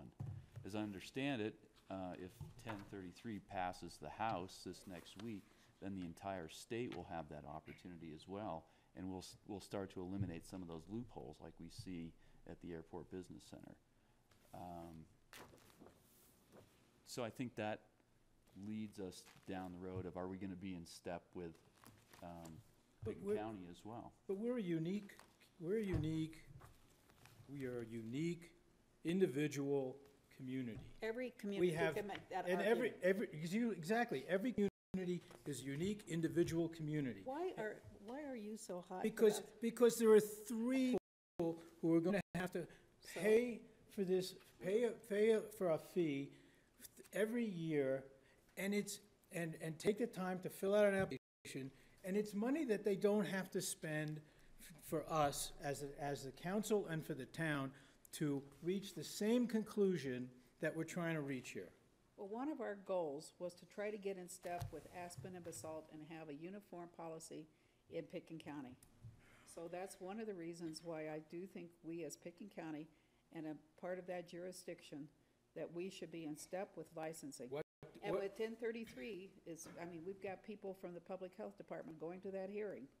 What difference does it make if we eliminate or if we approve Tobacco 21 without licensing?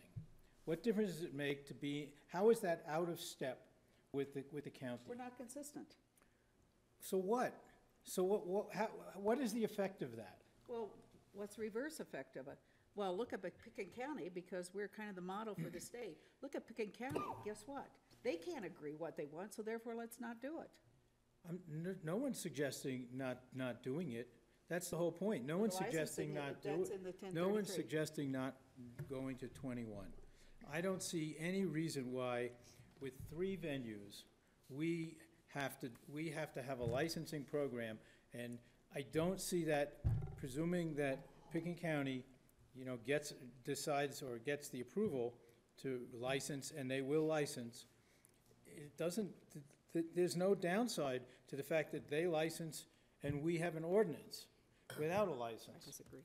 But anyway. Well, Okay, well, I think that's a legitimate point. And let me just ask a question about the lost revenue, this 15K. That's an estimated amount of sales, or? That's what we receive on average right now. So that's, how do you get to that number? It's a percentage of sales, yes. In Snowmass Village? Yes. So it's not taking into account those numbers from 18 to 21. It's just saying it's 15 grand. The way the state law works is if we were to raise the law to 21, then we would not be eligible to receive that share back from the state. And so that share for that age group or entirety? I'm sure that's how it works. It's we can raise the age, but if we don't have our own license. I'm sorry, I misspoke. You're right. It's the license. It's not the 18 to 21. It's the license requirement. Because the state's got their own licensing, they've encouraged locals not to. That's the House bill that's in front of everybody to get rid of that. But right now, the way this is written, if we have a license process, we would lose that revenue. Right, regardless of who they're selling to, it's just Correct. that amount of revenue that you're getting. It's not, they don't differentiate age, they don't ask, we just know total sales tax on cigarettes is X, and that X is for us is 15,000, and that would be lost. Right. And one of earlier I said, what my goal would be in 2020, put a ballot initiative on collecting tax, proposing a tax on cigarette sales. Very similar to what Aspen did. Since I kind of made the argument against Councilor Circus's point, let me just make one. We have licenses on liquor licenses as well, and that license does not come before the council often for any kind of revocation. If someone violates, we handle that generally through the police department. And so to make Councilor Circus's argument, just if I might play both sides, it would be treated similar to liquor licenses. Yes, the council has that authority today. To my knowledge, has not been utilized anytime recently. And so the authority's there, but it's not utilized. And so Councilor Circus is saying, why even put that authority in place if we're not utilizing it? Would be one argument. Now I've played both sides. I feel better. So let's resolve this at this point. All right, Tom? So I don't, 6 of one, half a dozen the other. I think the theme here is actually to try and help defer the young generation from getting hooked on tobacco. I think that's the bottom line for me. And high school kids right now, 10 years ago when marijuana was not legal, they're still smoking the same amount of pot, I assume. They're still drinking alcohol. That's them. That's not going to stop those kids. But I think if we could do something or a step in the right direction, I'm in favor of it, that's all. So in effect, the only difference that a license would have compared to passing an ordinance would be the retailers would have to actually come and get that piece of paper. Right now, the ordinance requires a license amongst the other issues listed, and so yes. And how busy is how long does it take to fill out a license application? I have to develop it first, but, How about the liquor license? How long does that take? oh, well, that takes a while. That's a lot. This would be, This is gonna be one page. you would imagine this One being page? much less on. Yeah, I've already collected the license application from a couple clerks, and they're just fill out a couple pieces of paper, and I issue a license. Straightforward. Okay. Of course, where it gets in is the violations, because you're gonna have to have a hearing officer, and that would be the municipal judge, It could be. or could be, should be. Where are you? Well, it sounds like if we want to have some enforcement and we're going to incur some costs, it'd be nice to have that money from the state to be able to do that. And if we can get there without having to have a license, that might make the most sense. So they were inconsistent with Aspen and Basalt. And with That part of it I'm not really happy about, but I think for Snowmass it might make more sense to But- bypass the licensing and. There is consistency, because you're still saying no sale to Well, anyone yeah. under 21. That's the consistency. That's it. Now, how you go about that is a different thing. Aspen passed the tax so that when they implemented it, it didn't matter that they lost their state share. And we'd have to wait till 2020 to pass a tax. Next year. So if we just don't have a license, still get the money from the state, then we don't have to worry so much about increasing tax to pay for the enforcement. But if you had the tax, you saw the article what Aspen made on their tax Right. yesterday. I mean, it's massive. And that more than pays for your enforcement. Probably hire you 2 or 3 police officers. So I am not in favor of not having a license, but I see it's 2-2 right now. You know, I'm in favor of 21-year-old making that decision on their own, and, you know, this goes back, as I said earlier, people could join the service, the armed service, at 18 years old, and as far as I'm concerned, if they're gonna defend the country, they should have a right to have a cigarette or have a beer, but that's not my call. So I think a lot of people are gonna look at it that way, but in the same token, as I said earlier, the theme for me is to try and stop the younger generation from getting hooked on nicotine. So I am in favor of the resolution, With the ordinance, with or without the licensing? with or without. As it is. Right, with- As it is. Well, It includes the licensing now. right now it includes the licensing. I'm in favor of the resolution without the licensing. Okay, it's a But Three- can we have the 3-1. resolution without the yes, licensing? yes. Yeah, we're just getting consensus right now. I think it's pragmatic to do it that way. I'm not of the mind that that's the way we should do it, but I think it's unique to Snowmass. So if that's the consensus, then a motion could be to direct staff to prepare an ordinance for second reading, as is, but with the removal of the licensing procedure. I do want to talk about vending machines.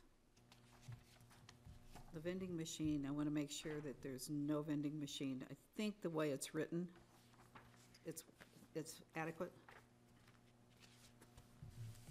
How I about the, think the way it reads, though, is you could have, there just has to be some interaction with for the sale. Right, but then the locations that we have them, it wouldn't be prohibited, because they're not, well, number one, one's being taken out because there's nobody that can see. And as far as Zane's goes, a bartender is not going to be able to see every person that purchases a cigarette there. They'd have to put cigarettes behind the bar. so they're going to go. They need to go. Until second reading, when maybe Mr. Zane comes in, but otherwise, yeah, there you go. I was fine with the way the ordinance was written. Reach argument, now Yes, we're right. I'm sorry, I can't. Now I want a bigger sign. I couldn't keep a straight face, boss, I'm sorry. Well, I thought about not saying anything, but, and also, since Alyssa's not here, I took it upon myself to be the proofreader for Oh. typos. Good luck. It's So I got a few, massive. so I got a few of those. Yeah, it's kind of hard to cut from a PDF and I change know. everything over, yeah. I can send them to you. That'd be great. All right, I'll do that. Yeah, there's places where there should be commas and there's periods and, yeah, okay, Yeah, I had a couple that jumped out at me too, like line 149. yeah. Just didn't read correctly. It should be the same as line 151.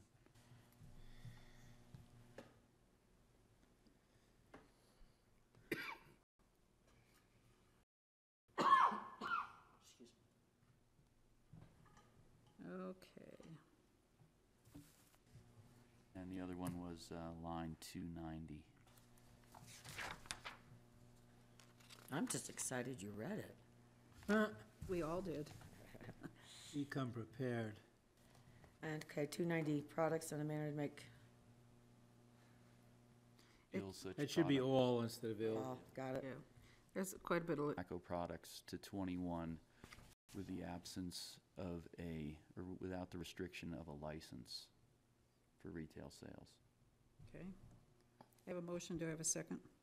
Second. Thank you. Any further discussion? We'll set second reading for, I think we said She said March March 18th. 18th. March 18th, because give us some time to get it all put together. And to All have, in support? Aye. Aye. Opposed? Aye. Okey dokey. thank you so much, I appreciate it. Next, thank you for coming. Jordana, 1 second. David, come on up. EOTC agenda.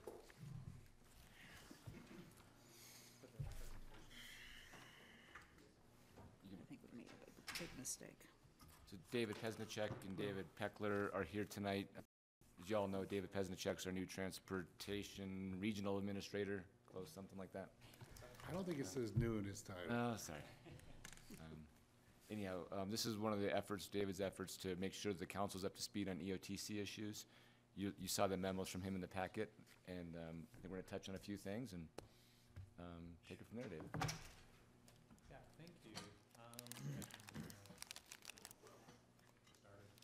So, some of the people that you would like to see the draft agendas a little bit earlier, and in an attempt from my side to get some feedback, I threw in some updates on projects that are currently going on, and it's also an opportunity for me to receive some feedback from you. So in terms of process going forward, and this is experimental at this point, I'm looking at doing 2 preparation meetings prior to EOTC. So this one prior to finalizing the agenda, so that's the primary here tonight, is to get your feedback on that agenda, and as well as getting feedback on a couple of items, and then on the 18th coming back and doing the formal preparation for the EOTC meeting on March 21st with the packet in front of you. So answering those questions that you have on the packet itself on the 18th. So like I said, that's kind of my plan going forward at this point. We'll see if it works. If it doesn't work, we'll readjust from there and see where it lands. So try to get through this as quickly as possible. I know we all want to get home here. So the first item is going through the draft EOTC agenda for the 21st. So this has been through staff already. One item before I go through and give you a brief outline of what each of these are, is that you won't see decisions reached on here. Some of the feedback that we received was that maybe we could do that a different way. So what I'm looking at doing is putting that on the March 18th agenda, so updating each council and board individually and taking that off of the primary agenda at the EOTC.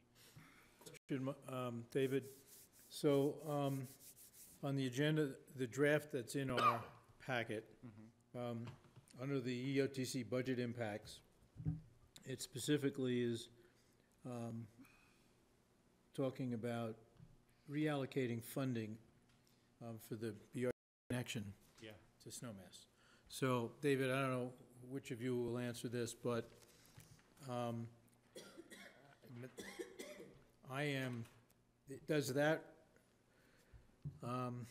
does that relate to the portion of the BRT or the 15-minute headway that was being out of the Snowmass Village Transportation Center fund? Now that's going to go away, correct? Right. So with the passage of 7A, that financial obligation is now being handled by RAFTA. In the 2019 agenda, that $419,000 approximately Will go bye-bye. Yeah, exactly. Just simply needs to go from allocated to unallocated because RAFTA is not going to be invoicing us this year for that service because it's now covered by 7A. So that's one of the budget impacts, right? Right. Exactly. In EOTC. So there'll be others? No. So I'd like to give you a brief update on each of these. Go ahead. And the first one, that is the budget impact from 7A. So there's nothing other than that BRT connecting service and that 419 going from allocated for that service to unallocated. And the packet that you get for the EOTC meeting will have those updated budgets in it, so you can see how all of those numbers work out there. So that's the background on the first point. The second bullet point, the dynamic message sign. So this is the same thing as a variable message sign. Yeah. Come to find out, there's a new terminology. So I'm trying to move myself over to the dynamic message sign slogan. And the discussion of the park and ride name. So with all of this, and I'll talk about this a little bit more here in a few minutes because I would like to get some initial feedback from you on some specific points. The first one is reallocating funding. So real quick, we are going down the road of engineering. Looks like we may have the opportunity to actually install it this year. So what we're looking at doing, if everything goes in a favorable direction. We are looking to ask for the $400,000 that was allocated for construction in 2020 and moving it to 2019 in case we do get to that point. So that's the reallocation of the funding there. And the feedback, in a few minutes, basically we're looking for some preliminary feedback on the design. That'll help us move forward. Like I said, we're in initial engineering now. And discussion of the park and ride name. So with the whole DMS discussion, it came up that, well, what do we call this thing? Because it's called Intercept Losh Creek. And we need to decide on a formal name if we're going to be ordering static signs and getting messages approved through CDOT for the dynamic message sign. So this is, you saw a little bit of discussion, I think, that in your packet. We'll have more time to discuss that on at the next meeting on the 18th, as well with the full EOTC.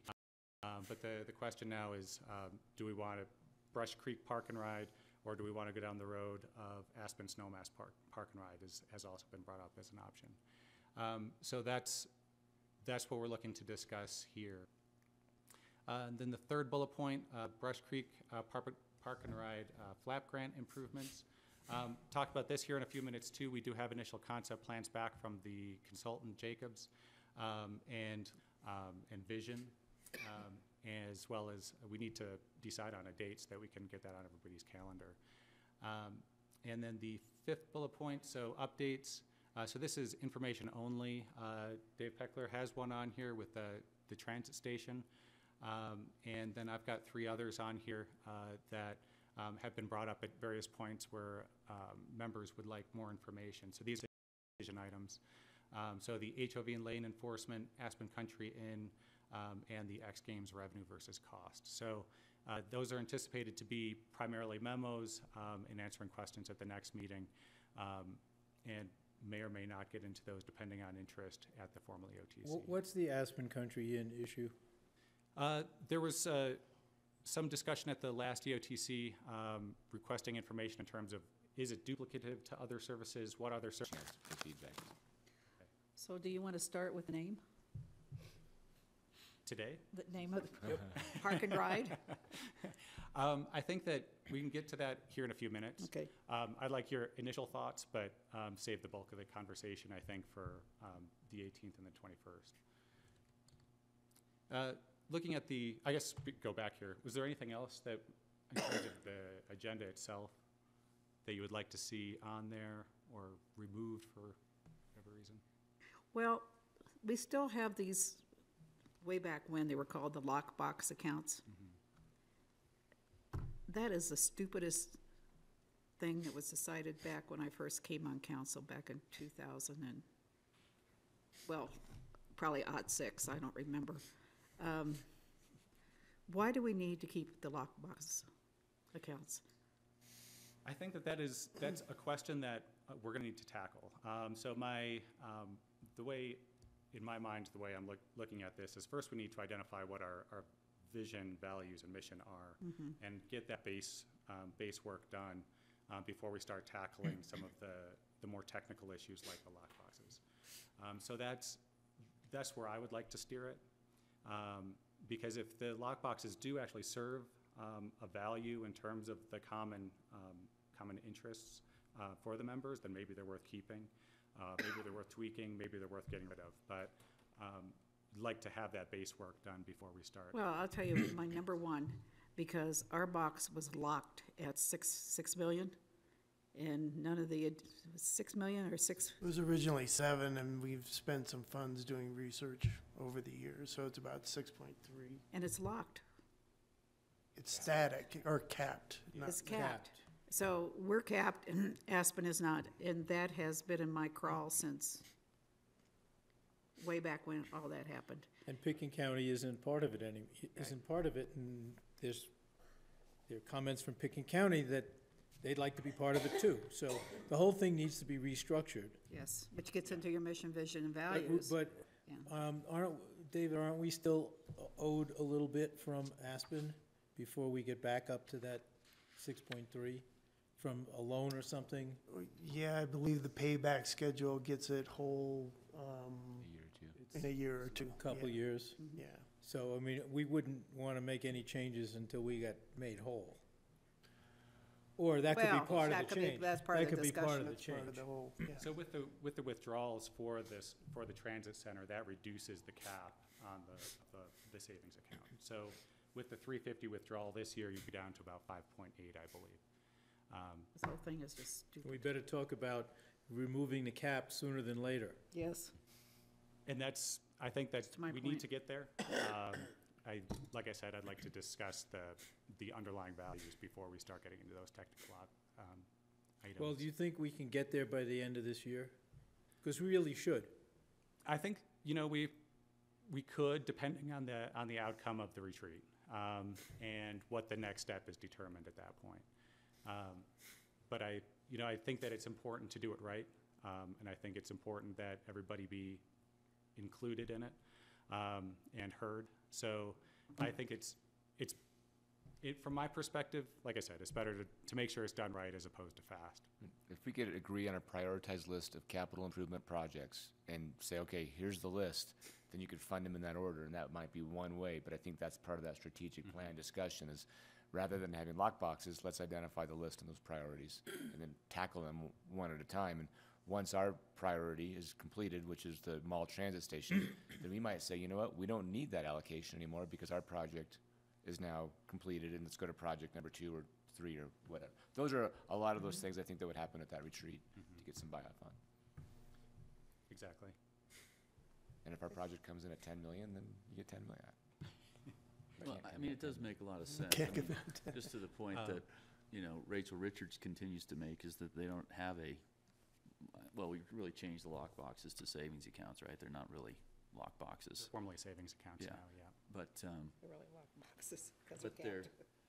but yeah, I mean, just to the point, like, one of our major, funding initiatives was the basalt pedestrian Yeah. bypass, which is, part of it was in Eagle County. So, I mean, a lot of what we do is in Picken County by the nature of what our projects need to do. But certainly there wasn't a cap on the Ruby Park redevelopment as well. So I think that should be part of that discussion, that being our transit center. Right. So we'll need to talk about these, I think, at a retreat time. We're not going to have enough time to discuss those with the other daily items coming through. Right. Just before I move on, was there anything else with the agenda itself? Mm-mm. Okay. David, you ever spend any time as a mediator? Every day, all day. You might, before this is over. Looking at the Brush Creek Park and Ride, so we've got 3 different projects going on out there right now that impact that park and ride. We've got the Federal Lands Access Program, FLAP grant improvements, the carpool kiosk relocation, and the dynamic message sign. So in terms of outreach, I have met with the Brush Creek homeowners and Metro District, W/J, as well as the Woody Creek Caucus to get their initial feedback and thoughts on how are things happening, working for them out there, and in terms of these improvements, what suggestions did they have. We did get some good feedback. I think there's some consternation in terms of just it being there at all. And so I think that looking at our improvements on the staff side, trying to minimize those impacts to surrounding property owners is kind of the direction we're looking at. But the FLAP grant, so like I said, we're receiving initial concepts. We'll go through those here in a few minutes. This is up to EOTC informal review, so you'll review it with the full board on March 21st. I anticipate it coming back to you again in June. May come back in October. We'll see how this progresses. And the carpool kiosk, this is actually being heard by Picken County by Picken County Planning and Zoning Commission as we speak. This is headed up by the City of Aspen for their location and extent. And the dynamic message sign, like I said, we're approaching 30% engineering. We're hoping that with feedback from you, we'll be able to submit permitting to CDOT and go out to bid first part of April. So that's kind of where we are on each of those. I guess sounded like, Bob, you might have had a question? Well, I have some comments. Okay. I mean, you're asking for feedback and comments, so. Yeah. So my first is relative to moving the kiosk to the, whatever we want to call it. If in fact we do that, we ought to consider allowing carpoolers to use the bus lane. Because we moved them back, and if we're trying to get more people either in the bus or in carpool, and give those people the same ability to, get into town faster. That will not happen. That's the way the RAFTA record of decision was written. Yeah, we have some hurdles there for Yes, sure. Even yeah. doing Right. skier buses Right. is a hurdle. Right.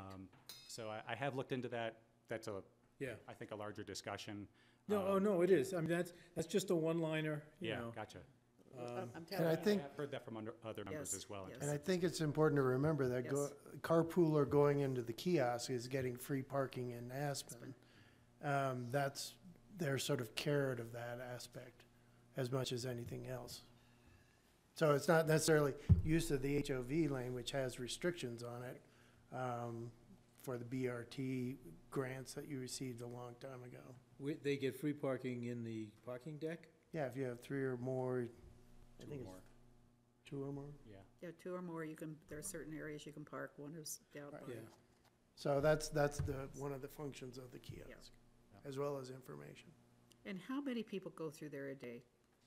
The numbers for 2018 ranged between 190 and 240. So we were averaging about 220 vehicles per day. Per day? Yeah. That's what I thought, okay. And that parking at the airport, that'll shift to the Brush Creek Park and Ride, will that be used for long-term parking? That's a larger conversation also. That's been brought up with the whole airport redevelopment. That's going to be a decision, in front of the EOTC and whether you want to go down that direction or not. It would clearly change it from what it is today, which is 24 hours only. We would need to establish appropriate operations, obviously, if we do go down that road. But I think I see that as part of the list of things that, with the lock boxes and the skier buses and carpoolers in the bus lanes, I see all of that being on the list of things that we need to explore. There's a lot of skier parking happening right now in the Intercept lot because everything here in Snowmass is pretty well filled by 10 in the morning. And then you have X Games and other events. I'm trying to really figure out how the kiosk option would work during an X game or Tough Mudder or what have you. Right. Using. We have discussed that, and really the hours of operation are very different. So while X Games is primarily evening on the weekends, the people coming through the kiosk are primarily between about 6:45 and 7:30 in the morning. So there's not a whole lot of overlap there. We will be testing it for the year while it's temporary, and I'll get to that here in a second. And looking at how those operations do work, because we want to place it in a place that works. We don't want it to be hindering other operations. David, in all the information that you've given us, you abbreviate Park and Ride as PNR, right? Large P, small n, large R. Yeah. Is that an abbreviation that EOTC and RAFTA is going to introduce throughout the valley to all the park and rides? Not necessarily. The big R, big P, small n, big R. That's just my preference for abbreviation. That's not by any means. Well, I like it. I mean, and it makes sense. It responds to the question of the length of the name for the park and ride, or for any park and ride for that matter, because you just got rid of 9 spaces, and you now have 3 spaces. So it makes a lot of sense to begin to market that as a park and ride. I mean, it's not a big jump, right, for people to see P&N and think park and ride. I don't think. I don't think so. I think that it is fairly commonly known, which is part of the reason why we like the So, park and ride. so with that in mind, you know, one of the concerns that was reached against using Aspen/Snowmass PNR was the length. So it's really three characters longer than Brush Creek, you know, PNN. Right. So it's not, I think that's kind of a false issue. And we went through, I don't want to get into this too much because it can eat up a lot of time talking about the names, but I went through, we have to create all of these spreadsheets for CDOT in terms of the messages that would be displayed on the board. Depending on the size of the board that you want to put up there, you're limited to possibly 18 characters. So 3 characters, while it may not sound like a lot, can be the difference between having something that's legible and something that's not. The other advantage. So something that we're going to need to figure out. The other advantage, and I won't go on after this, the other advantage of Aspen Snowmass PNR is it tells the person where they want to go or where they can go, right? If you park here, you can go to Aspen, you can go to Snow. And I think that that's helpful, you know, to the motorist, more so than Brush Creek. But again, I don't want to get into it. I'm just, yeah, there are definitely benefits to it. Right. Yeah. I want to go back to the overall concept of the park and ride and the design elements. To what extent have people talked with you, particularly the homeowners, about the homeless and the other people that live there in their campers and in their cars? And the security issues? Yeah, it certainly came up at every meeting. Okay. And so that is, as a part of, when we get into the operations plan for the restrooms, we're gonna need to discuss that in terms of cameras, security, and the 24 hours. I've been working with Mitch Ozer about enforcing the 24-hour. So that is a concern, particularly with the immediately adjacent property owner. Okay. So then the kiosk, So I've got, go ahead. if you don't mind, run through these real quick. So the flap grant, I just wanted to point out some of the feedback that I would like to get from you tonight. And that's in terms of the restroom location. And the purpose for this is because it impacts all of the circulation. So where this gets placed directs us for the rest of the planning process. So we've got one that's mid-station. This was the first one that came out, and this is the option that was shown to the homeowner groups. These specific plans didn't come out until after I met with the homeowners. So this one places it just on the other side of the drive aisle. I think it has some benefits in terms of special events, carpoolers being able to access the restrooms when they're not necessarily catching a bus, and also utilizing the physical issue with security. Right. The benefit is that it's apparently the cheapest location, and it's also the most expandable. And then the third one is on platform. This one obviously provides the most convenient to bus travelers changing buses. It does have some drawbacks in terms of its use for special events and for carpoolers having to cross over the bus lanes to access it if they so desired. It's also one of the more expensive options. Okay.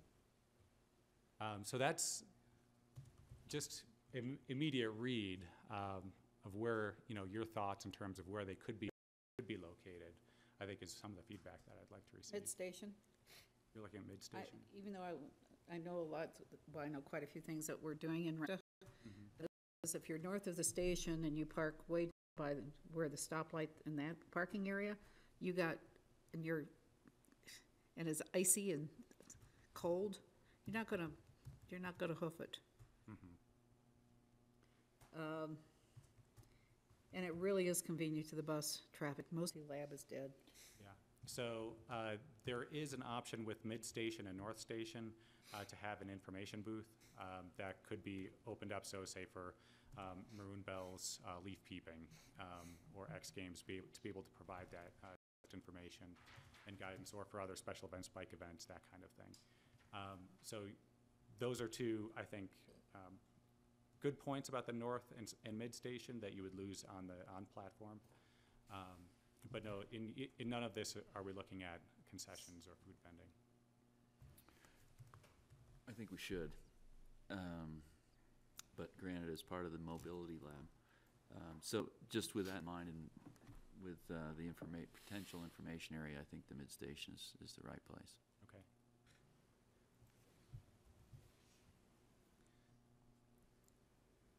Well, thank you.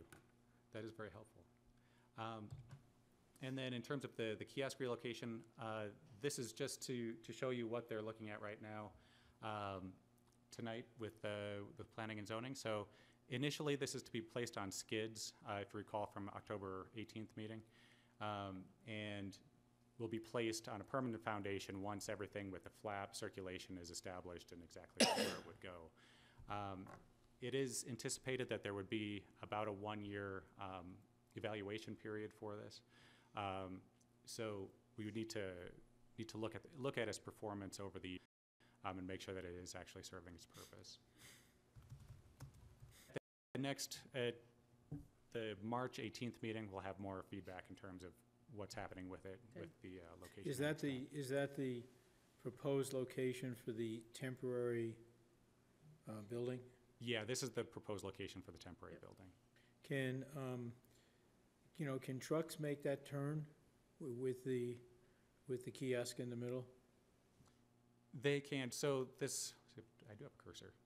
So this whole area out here will remain open. Right. So they would still be able to make the turn in if they needed to. So this would all be open for X Games, tractor trailers. So they all don't of that. necessarily have to make a turn in that circle?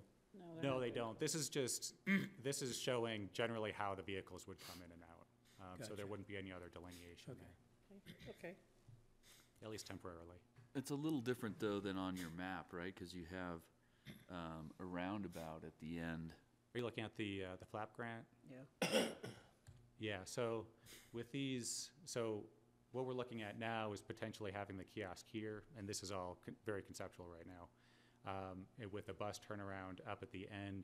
So this would provide added pickup and drop-off for X Games buses, Maroon Bells buses, if they start using this, food and wine, that kind of thing.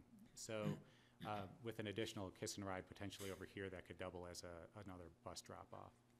But on the day-to-day, we're looking at either this location or a location down here as being where the kiosk would be permanently. Yeah, I think to put in. It would be on CDOT right-of-way. So we've got the butterfly sign and the cantilever. This one, the cantilever is what you'd see going down Valley into Carbondale. And then the butterfly sign is what you see just outside Pitkin County Public Works, also going down Valley. So the feedback that we received from adjacent property owners is go as small as possible to convey the message. There are some benefits from a traffic perspective to the cantilever in that you are able to put on bigger messages. Right.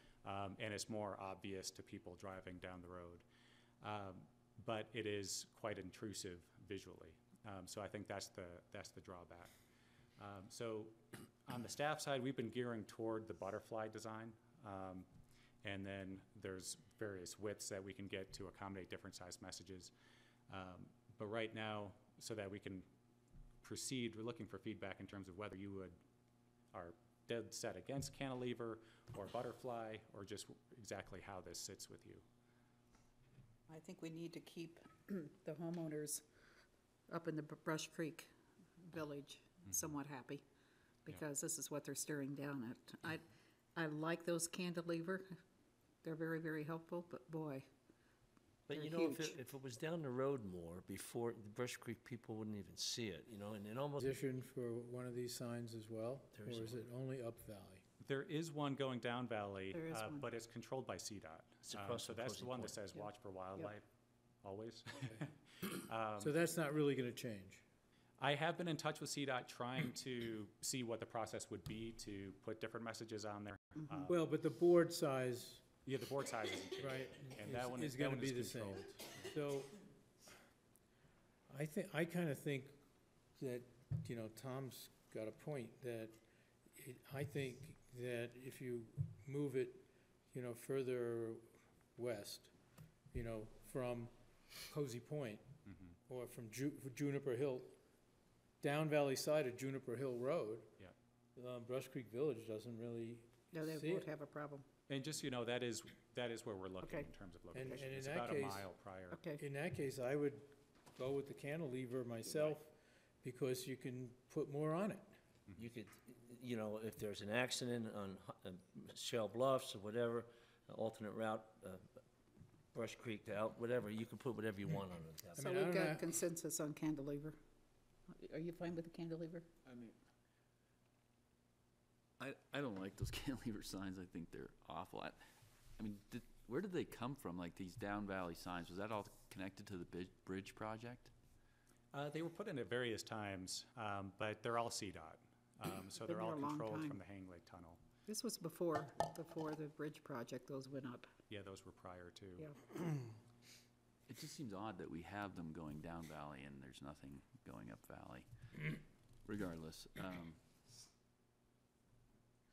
I think I think the butterfly sign can do the job if it's placed in the right spot. Okay. Tell you the truth, I don't really care. I think the location is important, because at that point, if they're gonna give power to the sign, they could also give power to that bus. Put a little light there that's motion. Yeah, those bus stops are part of the. They're pretty dark. Yeah, The raft, that's part of the raft 2040 plan. It is. That got yeah. approved. So the bus stop is actually on the other side of Juniper Yeah. Way from where we're looking for the sign. Mhm. So we're trying to get the sign out of that, with that intersection. Well, no, I meant the bus stop that's The down bus there stop. way before Cozy. It's about half a mile before Cozy Point. On the down valley On the side? right side going into Aspen. It's that Aspen. intersection where you can do an about turn, Yeah. or you, It's the one that goes down to, the road, was it Woods Road or? it's down to Or where Smith Road. Randy lives, Randy Woods lives. Right. Is that Anyway, Twining there's Flats? Huh? Twining Flats. Yeah, Twinning Flats. Yeah, Okay. correct. All right. Okay. So that then brings us to the EOTC retreat. So like I said, we're looking to gear it toward, or hoping to gear it toward, a strategic plan, and wanted to get your thoughts on that. In addition, we're also looking at scheduling, so trying to get it on people's calendars and seeing what's available for you. We would like to do it the end of July, early August. We have heard from some folks that like to do it as soon as possible. From the staff perspective, if we would like to gear it toward a strategic plan, I would like to do an environmental scan to lead it off with, and have time to do that. I also don't want the retreat to fall in the middle of the summer either, which pushes us then to end of July, early August seems to be kind of a lower time before fall picks up. We also have some new counselors coming on and commissioners coming on, and if we're really going to get into a discussion about values and vision, I'd like them to have time to be seated and be comfortable in their position before we get into that.